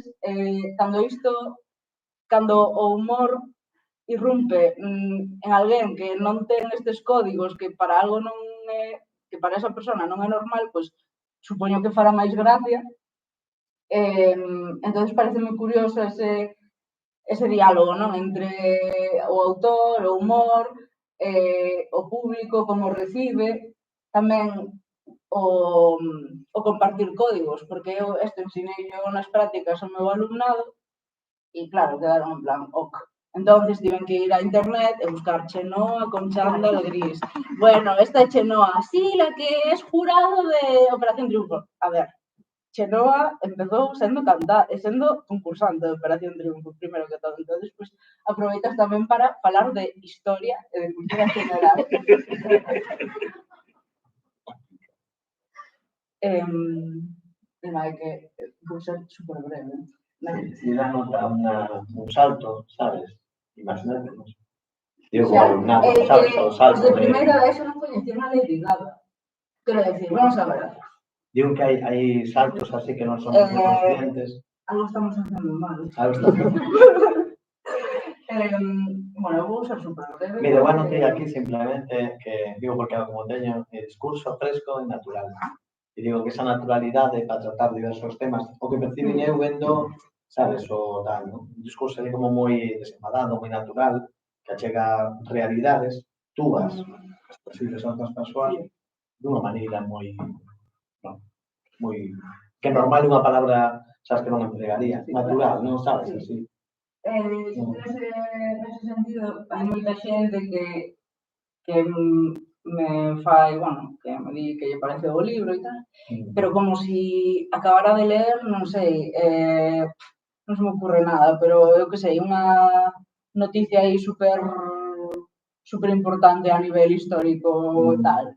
E eu creo que esa xente que está acostumbrada a ler cousas máis serias, entonces un pouco de humor, pois o ve como, é que é super fresco, e que eu teño, o sea, eu isto non o inventei, quero dicir, podes ler máis peña que fai o mismo. Pero en ámbito galego, bueno, non vamos a ir a nadie, porque eu digo referencias en este caso, en ámbito galego, eu a nivel estatal, sí que hai persoas, é algo que me he coñecido, sabes? Pero ámbito galego, non me, sabes o que che digo? E aparte, ti entregas un código, que é o noso idioma. Digo que, non sei se, digo, se és consciente de... É que eu teño problemas tamén para iso. Porque, ao final, para min, o sea, os debuxos, vale, sí, debuxo e tal, pero o humor e tal, pois, quito de redes, sobre todo de fanzines, de cousas, rollo autores, aí super, eu que sei, a nivel galego única que se me ocurre que a que leo sempre é Roberta Vázquez, por exemplo, que tamén estuvo na miña facultade. Bueno, es que o mellor do mundo. Pero iso, eu os referentes que saco, o humor, as bromas, moitas veces son bromas que antes dixen cas miñas amigas e jaja, como molaría facer unha viñeta sobre isto. Quero dicir, para min os referentes a nivel estético, pois sí, que me fixo en xente e tal, pero a nivel humor, a nivel narratividade, pois para min son cousas moito máis cotidianas. Porque iso é o que eu vivo. Eu poñome, por exemplo, eu quero facer unha historia que non sexa eu e, pois, por falta de constancia ou falta de querer ou falta de saber como narrar iso e tal, pois perdome e acaba aí nun caixón. O sea, pásame ao revés que a ver, eu sí teño moitos conceptos de historias que quero crear, pero que por falta de espontaneidade non son capaz de... O sea, para min, os meus referentes son el aquí e el ahora e as miñas amigas e as redes sociais e o que sei, calquera movida que pase en televisión ou cousas así. Entón, pois... Logo, basta ir o tempo de facerme máis preguntas que non... O sea, vou tardar nada. Non parece pulsos en momento, porque lo que facía tal, estás pulsando o momento. Entendes? E digo polos saltos, porque eu xa noto salto. Se ti me dis que notas un salto respecto ao alumnado, Que sí, que... Imagínate, ¿no? Bueno, vale, no sabes, sí. Claro, que cheguei pensando que non iba a notar salto porque, a ver, o sea, quero dicir, non me levo con adolescentes no meu día a día, pero casi son adolescente. Casi soy adolescente. A ver, fai 10 anos que non son adolescente, entonces... Pero algo que me sorprendeu do libro este tamén é que lle molou a xente de 16 anos, a xente de 40, a xente de 50, é como, bueno, entonces estamos todos bastante mal da cabeza. É algo que pode unir xeracións. É algo que pode unir xeracións. Entonces, pois bueno, a nivel de referencias, pois, hasta a miña época e hai xente que aspirará e hai xente que non. Pero, bueno, para mí no porno é solo eso. ¿Y uso de idioma? Tamén. Creo que... o señor este... o de podrías traerme un vaso de leche tibia, pois é algo tamén do meu día a día que facemos moitos galegofalantes de usar o castelán pois, para facer algunha broma. A mí pásame moitas veces que teño que falar con xente que non entendo galego ou que tal, e teño que usar o castelán en plan serio e teño que facer un traballo de imagina que te estás rindo desta persona para poder falar galego, o sea, castelán con normalidade. Eu son neofalante, quero decir, a mí isto antes non me pasaba, claramente. Pero fun roubada polo espírito de, non sei, talloso. Creo que non truxen ningún exemplo de... Bueno, ao final do libro, truxen o libro. Ainda que non se vexa na pantalla, pero bueno, que estiveran aquí. Aquí truxen os meus fanzines de Señora Barbuda, los originales. Podéis verlos, pasarlos. Sí, todo gratis. Eu son da escola de todo gratis. Entón, pois, ao final do libro está a sección de garabatos, que son, pois, debuxos que fixen en clase, pero non en clase porque tiña que facer debuxos, senón en clase, rollo, alumna macarrilla, na FP, o sea, el meme, el chiste se cuenta solo. Porque despois de Belas Artes fixen unha FP de artes gráficas para ter un oficio, de verdad. Entón, bueno, pois, ao final deste apartado, pois, hai algunhas movidas de uns fanzines que fixen, que son la movida del gallego. Entonces, aí, pois, como que xogo ca realidade sociolingüística da nosa lingua. E nada, por exemplo, cando Roy de Operación Un Triunfo dixera sapo concho, que todo o mundo estaba con el sapo concho, non sei que, despois fixen unha viñeta, cousas así. Bueno, podedes velo por aí. E logo tamén outras que o mítico del gallego que hablas así inventado, porque mi abuela non lo habla así, yo no hablo así con mi abuela, e yo no hablo así. Entonces, pois, un pouco, pois, facer gracia bueno, al final vivimos en unha sociedade. Como diría el bromas. Bueno, continuando con el tema de la menstruación. Bueno, este tamén é do apartado de garabatos. Este fixen en clase, mentras me estaban explicando algunha movida de gestión del color, ao que claramente non atendí. E, bueno, tamén, pois, como comentaba antes, gústame visibilizar cousas, o sea, facer bromas de cousas que, teóricamente, pois, ainda se teñen que normalizar, pero sempre desde o humor, non desde algo aleccionador de, pois, hai que aceptar que hai xente que menstrua, que non sei que non sei cuánto. Sí, pero voucho meter por el humor. Entonces, bueno, a min personalmente a dor física me é indiferente, pero cando teño regla quero tirarme por unha ventana. Entonces, pois, eso estaba sentindo en 2019 na clase de la FP. E, bueno, e esta é unha das miñas viñetas favoritas da Máquina do Tempo, que é a miña eu de 22, 23 anos, que vai visitar a miña eu dos 12 anos. Entonces, a miña eu dos 12 anos está tranquilamente xogando os Sims, algo que claramente sigo facendo. Entonces, pois vou, o sea, o rollo da viñeta é que vou para confirmar que ser adulta dá noxo, que é unha mentira, porque eu nunca quixen medrar, nunca quixen ser adulta. A min, eu vi aos meus pais e dicía, pero a xente como quere ser adulta, quero decir, é un trámite que non lle vexo emoción. Boa, tener 18, eu nunca quixen medrar.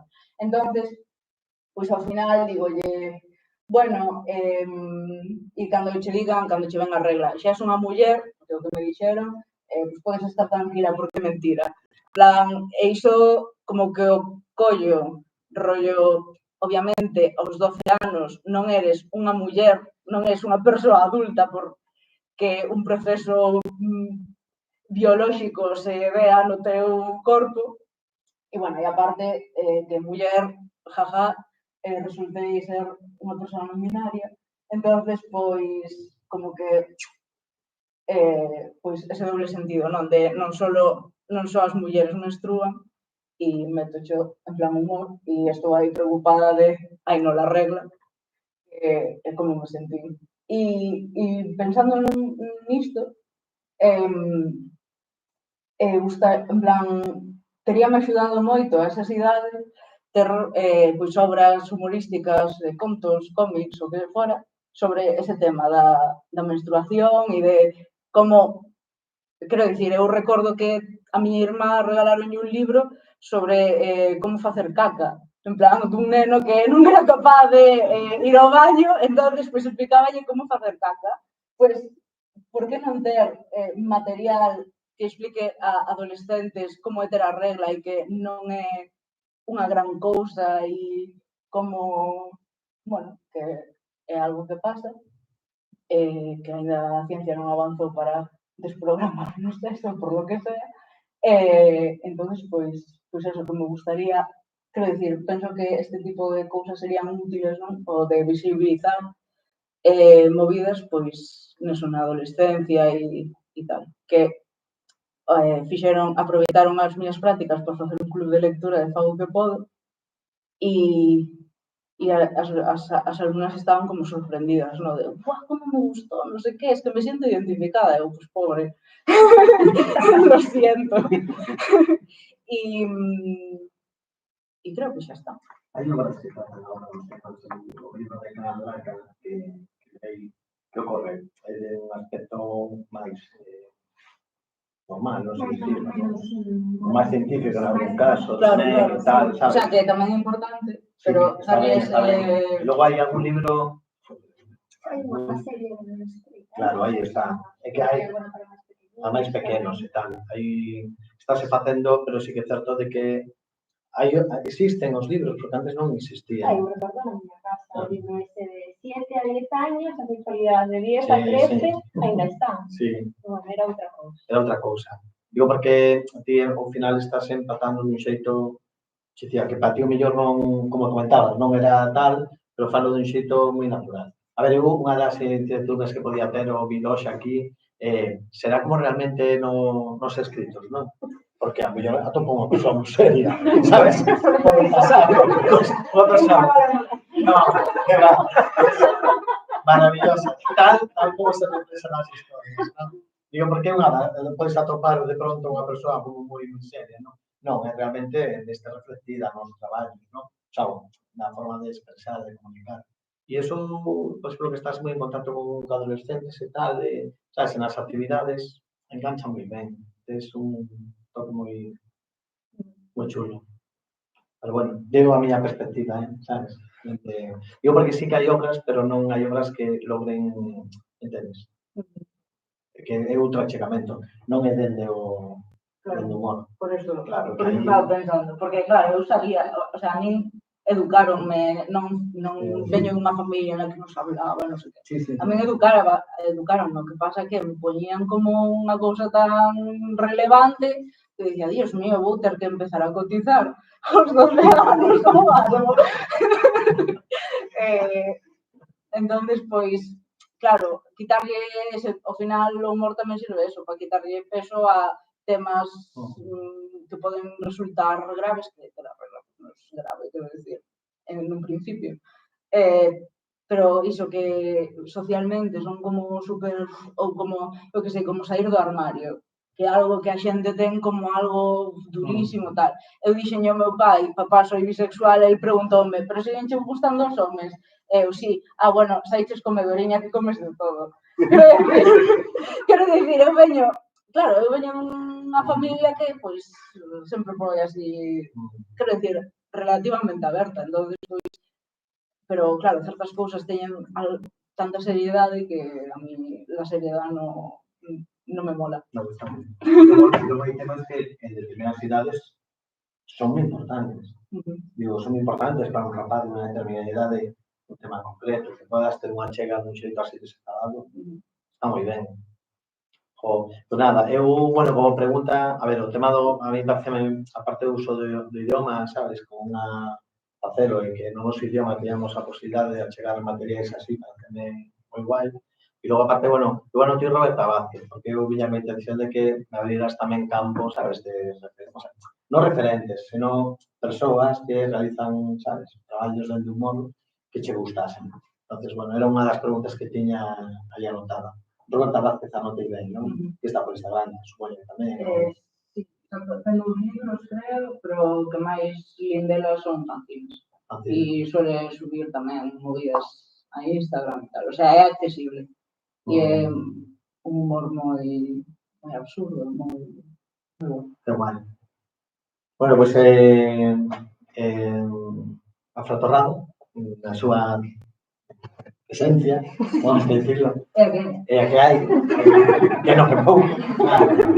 Bueno, eu como así como preguntas e tal para vos, porque claro, é o que ten que traer a xente de ilustración, non? Que non se vayan tanto como, claro, tens aquí a escritores, estos están falando todo o día, non?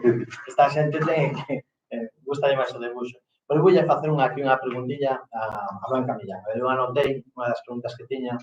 Como era, pola túa experiencia, non? Tes feito proxectos propios, non? Proxecto neste caso, bueno, con Ramiro e tal, e logo, a ver, ilustrado para traballado, ilustrando libros, que, bueno, escritos por outras persoas, notas moita diferencia entre o humor, non? A hora de levar a ilustración, entre o humor digo polo texto, sabes o que me digo? Con independencia de que tú logo fas o que che peta, non? Pero digo polo onde te leva o texto, non? Se notas diferencias, son... Eu creo que, sobre todo, os libros que son máis en tono de humor que me encargaron, suelen ser, non quero dicir clásicos, pero é máis de animaliños que fan cousas graciosas, como a que nos gustan e se pilaxan o público. E entón, aí sí que é verdade que o mellor non é moi importante, dicir, que intentas facelo da mellor maneira posible, segue a ser gracioso, intentas facer uns personaxes que atraigan, que traballas e falo ben igualmente. Pero non me involucro tanto, dicir, non saco tanto pois a miña propia experiencia, de cousas que me acontecen, cousas que me apetece máis contar, porque non o sinto tan meu. A mellor está un pouco feo dicirlo, porque tampouco é que eu este decorando o texto de ninguén, pero non é algo persoal. E ao mellor é porque veño de Belas Artes, non sei, como a mí moito iso do traballo persoal e de traballar xe a un mesmo, cando tanto fago proxectos máis personais, o que teño persoal como escritora máis divulgativo, entón, o tema do humor aí non está apenas presente. Pero nos libros que fago con Ramiro, que normalmente son temas dos que antes ele me falou, porque son cousas que nos aconteceron na casa, pois aí xa podo, vamos, o sea, falar do que queira, tratar o que queira, además tratarlo con liberdade. E outra cousa é que, cando a mí me encargan o proxecto, ti estás xa traballando con un editor. O sea, hai un escritor e hai un editor ou un equipo que xa tamén está vendo iso, entón é como que tens que cumplir un pouco coas expectativas e xa sabes como é o mercado, que esperan de ti, tamén xo digo moitas veces, eu non sei, algún proxecto que estou facendo agora, pois nós somos unha editorial que tratamos todo en clave de humor e queremos que todo sexa bonito e a ver, está ben, cada un na súa editora fai como quira, pero claro, non queremos temas serios, porque nós o que queremos é divertir aos nenos, entón aí xa sabes o que esperan de ti. Pero cando fago os proxectos, os que facemos na casa, normalmente primeiro os fago e logo os presento. Entón, cando primeiro os pagos como eu quero, que logo pode haber cambios, sí. Pero non, aí tiro, pois, do que me gusta, xa para concursos ou para editorial. E entón, para mí, pois, sí, disfruto moito máis, cando podo tirar de experiencia personal, un pouco como que fascina a hora de pois, sacar do que vives e do que te interesa, pois eu, no meu caso, mellor é un tema pois, máis infantil porque fago cursos para nenos, pero teño nenos na casa que me dan moito do que falar, e entonces aí sí que me sinto máis auténtica. Claro. Yo hice recorrer por la experiencia con Luz Veloso en este caso, a la hora de, sabes, de crear, intuía que podía haber algo en ese sentido con Ramiro. Igual que tienes esa complicidad, Claro, sabes, de en sonar. Aquelarvaris con outro autor, teño tamén un autores pues, que fala igualmente e está ben, e compartimos opinión, non é unha persoa, é unha conexión de verdade. O sea, e pues neste caso, pues mira, Ramiro é meu marido, entonces teño que ter algo, algún tipo de conexión con él, porque senón a cousa non funciona. Pero convivir tanto xuntos e saber xa o que me espera do outro e conocernos tamén, pues, é tamén máis doado. E tamén tes máis liberdade para expresar o que ti queres facer, aínda que logo non se leve a cabo. Pues sí, eu, bueno, vendo esta diferencia, non? Traballo con distintas persoas, tamén tiña unha pregunta aquí para neste caso, Fabito, polo tema dos distintos tipos de humor, non según o país, non? Para o que ti traballes, non? Porque ti tes esa experiencia, sabes, de ter traballo para diversos eidos e tal, e non sei, hai unha cosa, bueno, fora de micrófono, que na ilustración túa sempre hai elementos galegos, non? Que a mí recordábame a frase de Castelao, non? Se quitas o que hai de mí de Galicia non queda nada, non da miña obra. Pero digo, non notas moito a diferencia de traballar por un mercado para outro? Non digo por los códigos, non? Que tens que manexar. Sí, a ver, sobre todo, bueno, no cómic, por exemplo, no cómic de Carapuchiña, cando me pediron nos Yankees, foi un dos primeiros traballos que fixen para Estados Unidos, preguntei se estaban seguros que o que querían era o que fixen, ¿no? Que era moi oscuro, moi tenebroso e macabro directamente. Pues sí, e entón mandei as ilustracións en dous estilos, un coa liña sola e outra coa liña co rayadinho. Dixen, de robo. O sea, me sorprendeu o mercado yankee, que son, o sea, a saxón en general, que aceptan máis códigos distintos para os rapaces. Aquí no mercado español, moitos deles se suavizaron, incluso na publicación aquí de Carapuchiñas, se lle quitou a primeira página porque ten que era moi oscura. Que é oscura. En noite, en un cementerio. A ver, tamén se tiveran problemas, unha vez no libro de textos non pediu que dibuixaran máis bruxas. E que dá medo, claro, porque queremos unhas vagas. E entonces me enseñan o que fixera outra autora no libro, outra zona do mismo editorial, e claro, unha bruxa con unha falda así aberta, con floriñas e calavillas graciosas. E dicen, se lle meteu esta máis calaveras que incluso, o sea, non sei, o sea, me refiero que aquí moitas veces se interpreta que tens que suavizar todo o máximo. E a maior diferencia é esa, logo, traballando con Inglaterra, hai unha cosa moi curiosa, porque Inglaterra, a veces unha cosa que fixe para unha editorial educativa en Francia, é que traballan para países musulmáns, ou para Arabia Saudita, concretamente, para países así. Entonces, tens que facer sempre dos versións. Unha que os nenos se toquen moito, se toquen. Por exemplo, dous hermanos, unha que salen dunha alcantarilla, non? Nunha historia do 1800 e pico, destas ratas de Peirao, non? Os rapaces que van descalzos pola rúa e tal, e resolven un caso, está o irmán empuxa a irmá para salir do chisme. Dice, pero por qué? Dice, no, porque vendemos a mercados musulmáns e todos sempre nos oponen los coros, sueños e tal. E, bueno, son cosas que te vas atopando así de curiosidades da vida, básicamente. Pero, bueno, en resumen, o mercado que se cree que é máis restrictivo para mí foi o máis aberto, me dixe facer absolutamente de todo, salvo cousas máis escatolóxicas e tal, aí sí que ten enseñar un cu ou algo así, non se pode, cando aquí a base de facer unha risa, cu, caca, un culo pedopis, ali non se meten tanto en esos temas. E logo eso, esta curiosidade de, sobre todo eso, de editoriales inglesas educativas, como Oxford e tal, ou francesas, que como comparten entornos culturais, pues que tes restriccións a hora de de facer cousas con personaxes que non sabes que están prohibidas en certas culturas ou que están mal vistas. Bueno, eu non sei se tedes. Eu estaba me acordando polo que falabas, estaba acordando de Recursos, un dos libros, As extrañas profesións de Montai, precisamente tive do humor nunha época así moi complexa para min, non?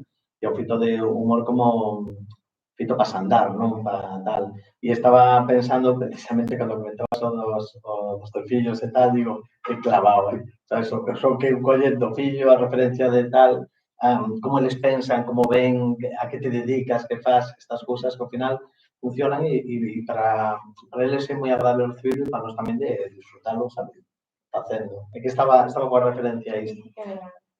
Non sei se tedes algunha pregunta que os vexo que estabades apuntando, non xa así? Eu non vou preparados para as tres. Eu sempre pensei e sigo pensando que para ilustrar con humor, que se necesita facelo con humor. E despois de escutarlo, reafirmome lo que pensaba. Entón, pensades que é posible ilustrar humor sen ter sentido de humor? Persoal.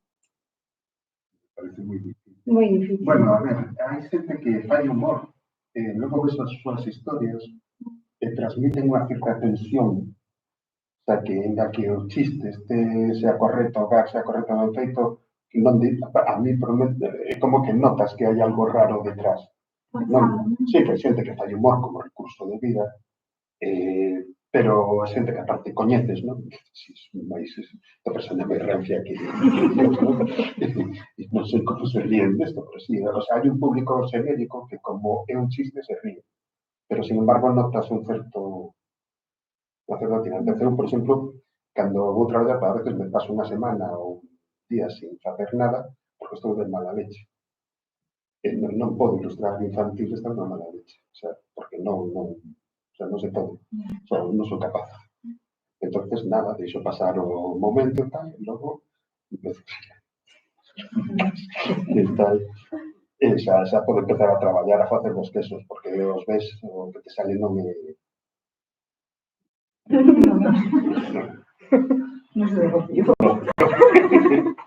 Só teño versións.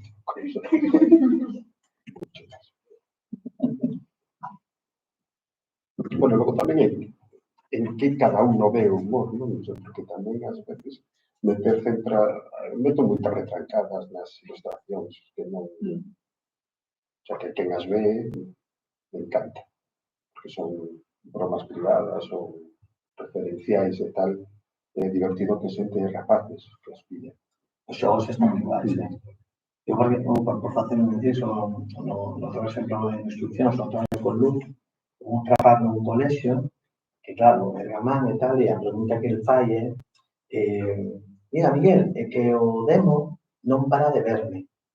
E claro, que eso lle supuña non unha angustia, non, pero unha desazón, non? Así como que estaba, claro, eu quedei sorprendido porque el realmente dérase conta diso. Na portada o demo vía, na interior vía. Soy unha ilustración no que o demo non ve directamente o lector ou a lectora. E é que estamos narrando a través da ilustración por como acaba o libro. E claro, o rapaz catárase diso. E a mí parece moi maravilloso, non? O feito de que... Non, cuidado, porque, claro, a ver, a mí pregúntame aparte, e isto é certo? E eu, bueno, a ver as ailas. É dicir, sempre deixas a porta entreaberta, non? Porque a ver quen son eu para dicir que non é certo. Pero digo que é curioso, porque como xogan coa ilustración e esos elementos ao final que estás... É moi bonito, non? Porque cando a xente coñece unha trayectoria e busca esos elementos. E son os falando de nenos, estou falando tamén de adultos. Esos elementos dentro das propias historias e tal. E iso va, ao final. Xa checando que realmente estás na historia. Claro. Que si un encargo así tal, pues non te implitas igual tanto, pero cando estás realmente, bueno, tamén tens que facer ti por estar nos encargos, ¿no? A veces costa tal en las variantes, pero cando estás implicados en vives ese mundo, é moi divertido, porque realmente unha historia moi corta que son 50 versións que podías tirar por varios camiños e facer historias novas, o sea, spin-off de casi cada ilustración que faz. Claro, solo podemos ilustrar una opción, fastidio moitas veces. Una pregunta, porque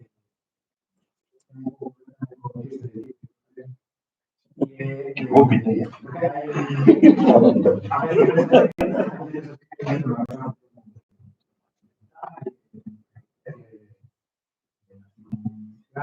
y tal, pero yo quería preguntar, cambio de trabajo hay para que un recuerdo cuando trabajo detrás de un chiste, trabajo detrás de un humor, como que Ibáñez, porque nos cómics de Mortal y Filemón siempre había una formulación ao principio de todo que te iba a levar ao chiste ao final da página, ¿no? Era como el camino del chiste.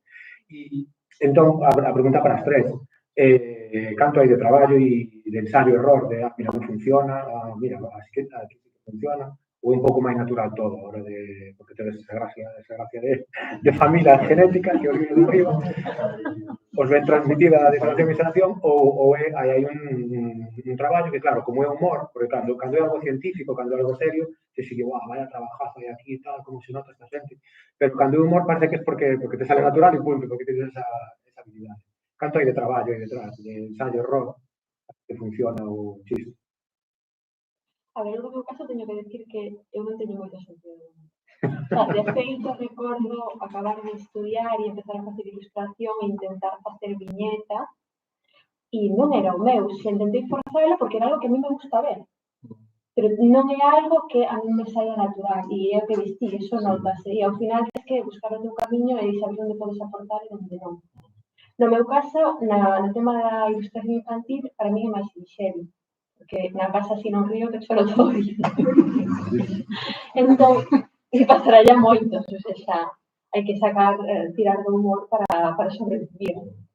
E cando xa aceptas eso, que as cousas non as podes cambiar, que podes rir ou chorar, é máis sinxelo logo, pois, representalas. Eu podo estar no baño, pois, como ocupado e todo o tempo, canto falta, vas a tardar moito, bates na porta, acabaches, podo entrar, quero lavar os dentes ou quero non sei que. Eu podo, xa está, parade, ou aproveitar eso que me aconteceu para logo contar algo que, ademais, vai a facer que outros nenos e outros pais se sintan ben. Porque é unha situación que, a ver, eso non é moi cómica porque, bueno, estou no baño, así que gracioso, todo para os nenos. Pero é moi pesado, ¿eh? O sea, hai como con eso con calquera outra cousa. O sea, non ter tempo para ti nunca. Cantos anos ten? Teño dous, un de 10 e unha de 5. Eu, ademais, como me dicían onte, dous non é igual que un máis un. Non. Non. Eu 15 9 va de. Hai unha que esa se vai a planxa de Atlas, sabes? Está na noche. Sí, entón, bueno, pois nunha situación na que casi é que vives en unha selva, pois, que sobrevivir como podes, e humor é unha boa maneira, e se ainda por encima podes sacalo de ti e ofrecerlo aos demais, pois mellor que mellor. Eu que, por exemplo, digo o humor no ritmo. Para mí todo ten que ter humor, porque me gustan varios tipos de humor, e outros os de algún tipo de humor. Os morancos, non. Non son capaces de non sei, é un humor que funciona para mí sempre, pero non vos soporto ni non vos faltan incluso, se me fan un interno nese sentido tal, que son máis de retranca, de humoripiés, de Monty Python, cosas así, casi surrealistas. Y bueno, a veces un negro, bastante negro, o sea, bastante triste.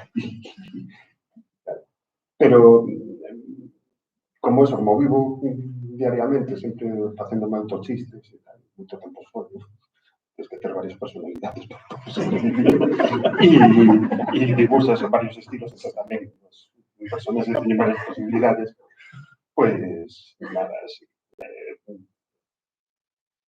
O sea, teño que estar no humor, me sale casi o sea, incluso teño que pararme a veces de meter burradas nas ilustracións porque igual se sobresatura a mensaxe. No meu caso é bastante espontáneo, pero sí que a veces, por exemplo, fago o guión de Señora Barbuda, que é o único que non capaz de debuxar cunha mínimo de historia, E a medida que vou pois pasando limpo e no proceso digo, ai, este aquí e este personaxe, en vez de dicir isto, cambio esta palabra e di outra cousa e jaja, que gracioso. E canto máis absurdo sexa, pois mellor. Ese é o humor que me gusta. E non sei, bueno, a veces a propia historia nace dun chiste. Por exemplo, no terceiro capítulo, que non salió en fanzine, solo está no libro, queríalle facer como unha homenaxe á miña abuela, entonces pois fixen que a abuela fose do KGB. Entonces, polo rollo este de estar seguido mirando a ver quen casou con quen, entonces pois xa a propia historia pois naceu dunha cousa estúpida que se me ocorreu un día, sabe Dios que estaba facendo. Entonces, o xerme sí que é espontáneo, pero a mellor hai que dar un pouco de forma. Por ejemplo, la creación de dos personajes es una parte muy divertida, pero no tienes que estresarte demasiado en dibujar ni siquiera. Incluso a veces intentas dibujar no meu caso, estou perdendo tempo, porque aí es que soltar, dibujas ben ao final de todo o libro. Pero, sin embargo, que me leva moito traballo despois de crear os personajes que vivan, que actúen eles. E de repente, os personajes se meten en gags e situacións que a parte dos libros se poden crear situacións novas.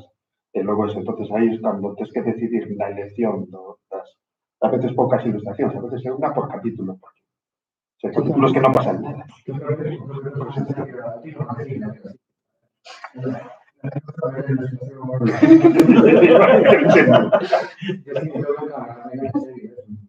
Aparte é curioso, porque existe, non sei se aposta, pero ela fai algún ilustrado infantil, eu uso os recursos, eu pago para cativos, eu pago máis ou menos a miña mensualidade son 9, 10 anos, 8, 9, 10 anos, 11, encima de 14, 15, etcétera. Non, o sea... A ver, que nos den de Cádiz facemos as cousas, Eso xa, Sí, non. Claro, que non nos olvidabas, non? Eu digo que o habano en realidade é un habano porque dentro que facemos o mismo, non facemos. No, é que son estilos diferentes. De feito, a ver, xa tiña a vosa referencia, me decía menos a AFRA, e cando estiven facendo a investigación, de Andrea, digo, que guai, non? Porque en realidade estás collendo a franxa infantil e juvenil a súa amplitude, non? E son, aparte, achegas, ainda tendo referentes semellantes, achegas distintas. Eso está guai. Está guai. Echa, sí, eu estaba falando que a Fra dixera non a min xa me natural. Es que o que dixo, sabes, a mí xa me está moi ben. Pero bueno, eu estou esperando ahora que a Fra a poesía, sabes, se tira unha franxidade diferente e unha cua tema de ilustración. Que vai ser moito esperado. A poesía, intentei facer poesía divertida, pero non... No. Corta que isto non sai ben.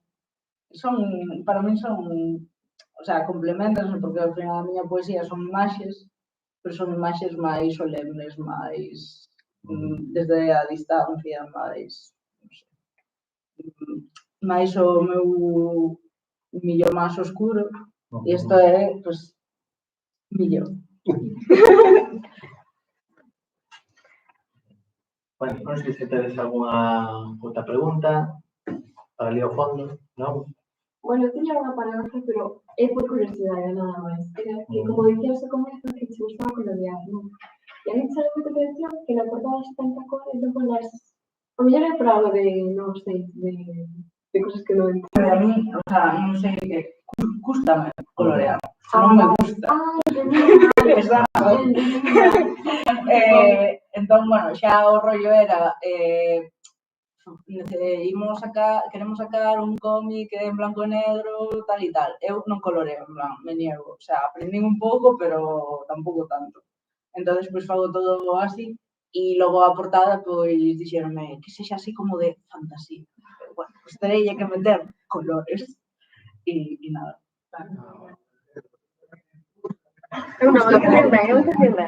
No, pero ademais eso poderías explicar porque colorear leva moito traballo.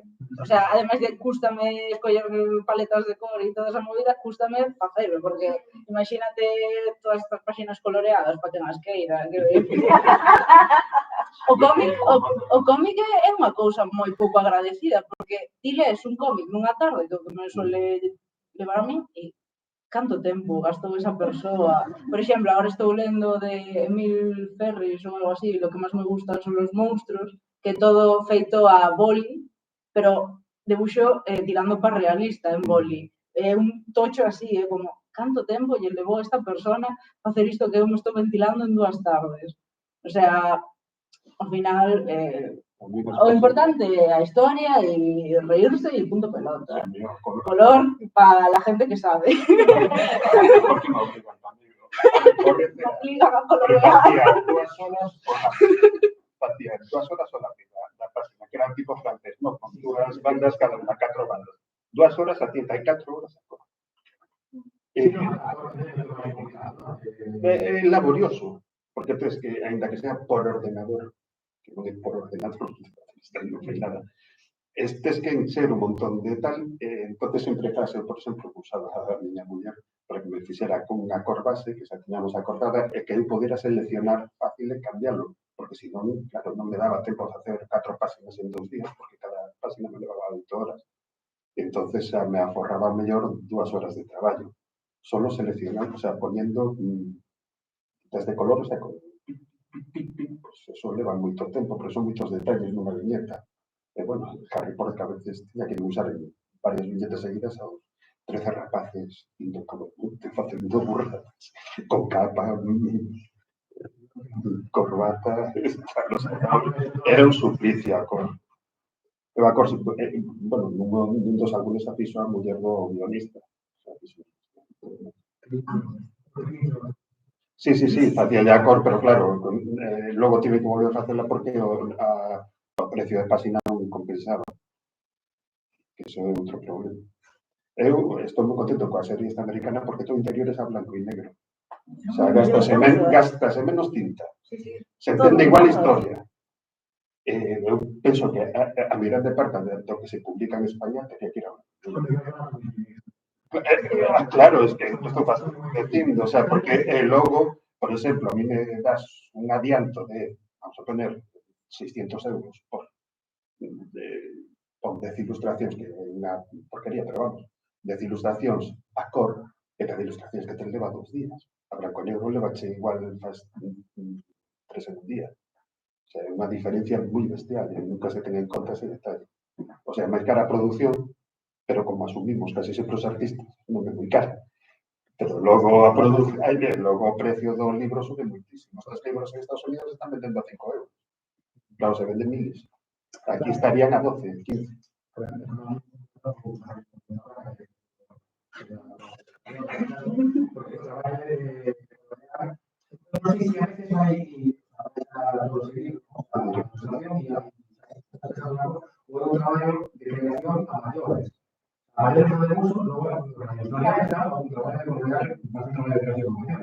É que no meu caso eu non fago de visualización. Entón, aí, esa parte non a teño, non sei ilustrar sector. Teño feito libros a 2 tintas que realmente que fago poñer 2 canales, pero pinto como se pintase, non, con cores. E sí, como eu ese paso non o teño, realmente, para mí o natural é pois, facer un boceto moi rápido, a non ser que teña que presentar unha historia, intento quedar un pouco mellor, pero o que para mí é, vamos, 4 rayas para levar as cousas e tal, e logo pinto a cor como se estivese a debuxar a liña cos pinceles que teño. Entón, para a mí non me supón un esforzo iso. Logo o tema da cor, sí que é verdade que é algo que me costou moito aprender a manexar, non sei se o fago ben ou mal, pero, bueno, fago como creo que é mellor hoxe en día, e é que eu antes, por exemplo, non tiña paletas de cor. O sea, dicir unha paleta de cor concreta con 10, 15 cores do libro que vas a facer. O sea, iba collendo, entón, o sol amarelo, o ceo azul, máis ou menos, non? Como... Pero aí saeche unha atrapallada. O sea, realmente iso non ten coherencia. Eu aprendín a manexar a cor a través como da fotografía. Non só de facer en fotografías, a veces de fotografías que vexo, non sei, pues, en Paite a Pinterest, onde queiras, de unha paisaxe que che evoque as cores que o libro vai a ter. Por exemplo, se é un libro sobre unha selva, pois unha imaxe con moita cor, de moita vegetación, e de aí coller, pois, co pincel do Photoshop, as cores que vai a ter o libro, porque ao final eso é, o sea, dache unha idea moi clara da gama cromática e tamén do que a cor como que inspira, non? Cando faz o libro, se tiras a meter o libro dunha cepa e coller unha fotografía da paisaxe, iso non vai a funcionar. E eu así é como manexo máis ou menos a cor, xa elixindo a paleta. Normalmente os personaxes, como os fago de antemán, xa teñen definidos pois, as cores que elexen para eles. E o demais é como rellenar para que o fondo non interrompa o personaxe. Porque fago dar unha cor básica a todo, pero a que teñen as cousas. Como se llama, coa iluminación onde meto a cor de verdade. Por riba meto capas con degradados e tal, poño unha capa por riba e tiro todo hacia vermello e tal, e así acabo chegando, pero a mí me costa. Claro, que eu, por exemplo, pinto como se pintase a man, o sea... Que non sei. Eu realmente, o sea, sí que é o que fago, casi nunca uso filtros nin nada, porque para o que eu fago a min sinto que me queda artificial, non sei se que non sei, o mellor non sei usar, pode ser. Entón eu pinto, pois sí, como se estivese pintando un caso. Pero non, a obra túa é digital ou... Teño agora a grande parte, sobre todo no divulgativo, que require de colores máis claros e tal, si é máis digital, nos que son persoais, nas videoas de Manola, nos días da boa, aí sí que foi máis tradicional, pero tamén é verdade que eso leva moito máis tempo. E iso foron proxectos personais que eu quería facer e levar a cabo, e oxalá se editasen, pero se non se editaba non pasaba nada porque eu tiña máis tempo, non tiña tanta demanda de traballo antes e quería experimentar con iso. Hoxe en día, case todo o que fago digital. Bueno, pois xa preguntaron bastante, por favor, se ven. Pois creo que toca despedir este Desfacendo a Raya 13, non? No que creo, personalmente, que quedou demostrado que o humor é un recurso infalible para as aulas, ese é o título, e, bueno, e tamén para a vida, non? Para a vida. Tamén foi un placer tervos aquí, Afra, Víctor e Blanca, e logo, aparte de un placer, para mí un agasallo estar rodeado de ilustradores e ilustradoras e tal, porque eu son un deses nenos, sabes, que a pesar de cumplir anos sigue sendo un neno e que cando abre un libro fíxase moito na ilustración e nos detalles, non?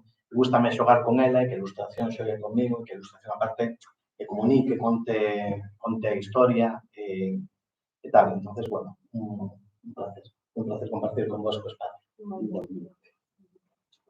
Bueno.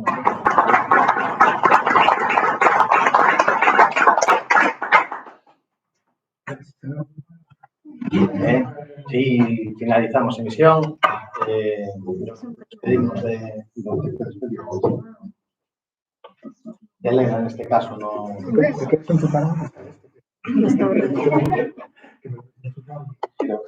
Ahí está, finalizar. Podemos dejar.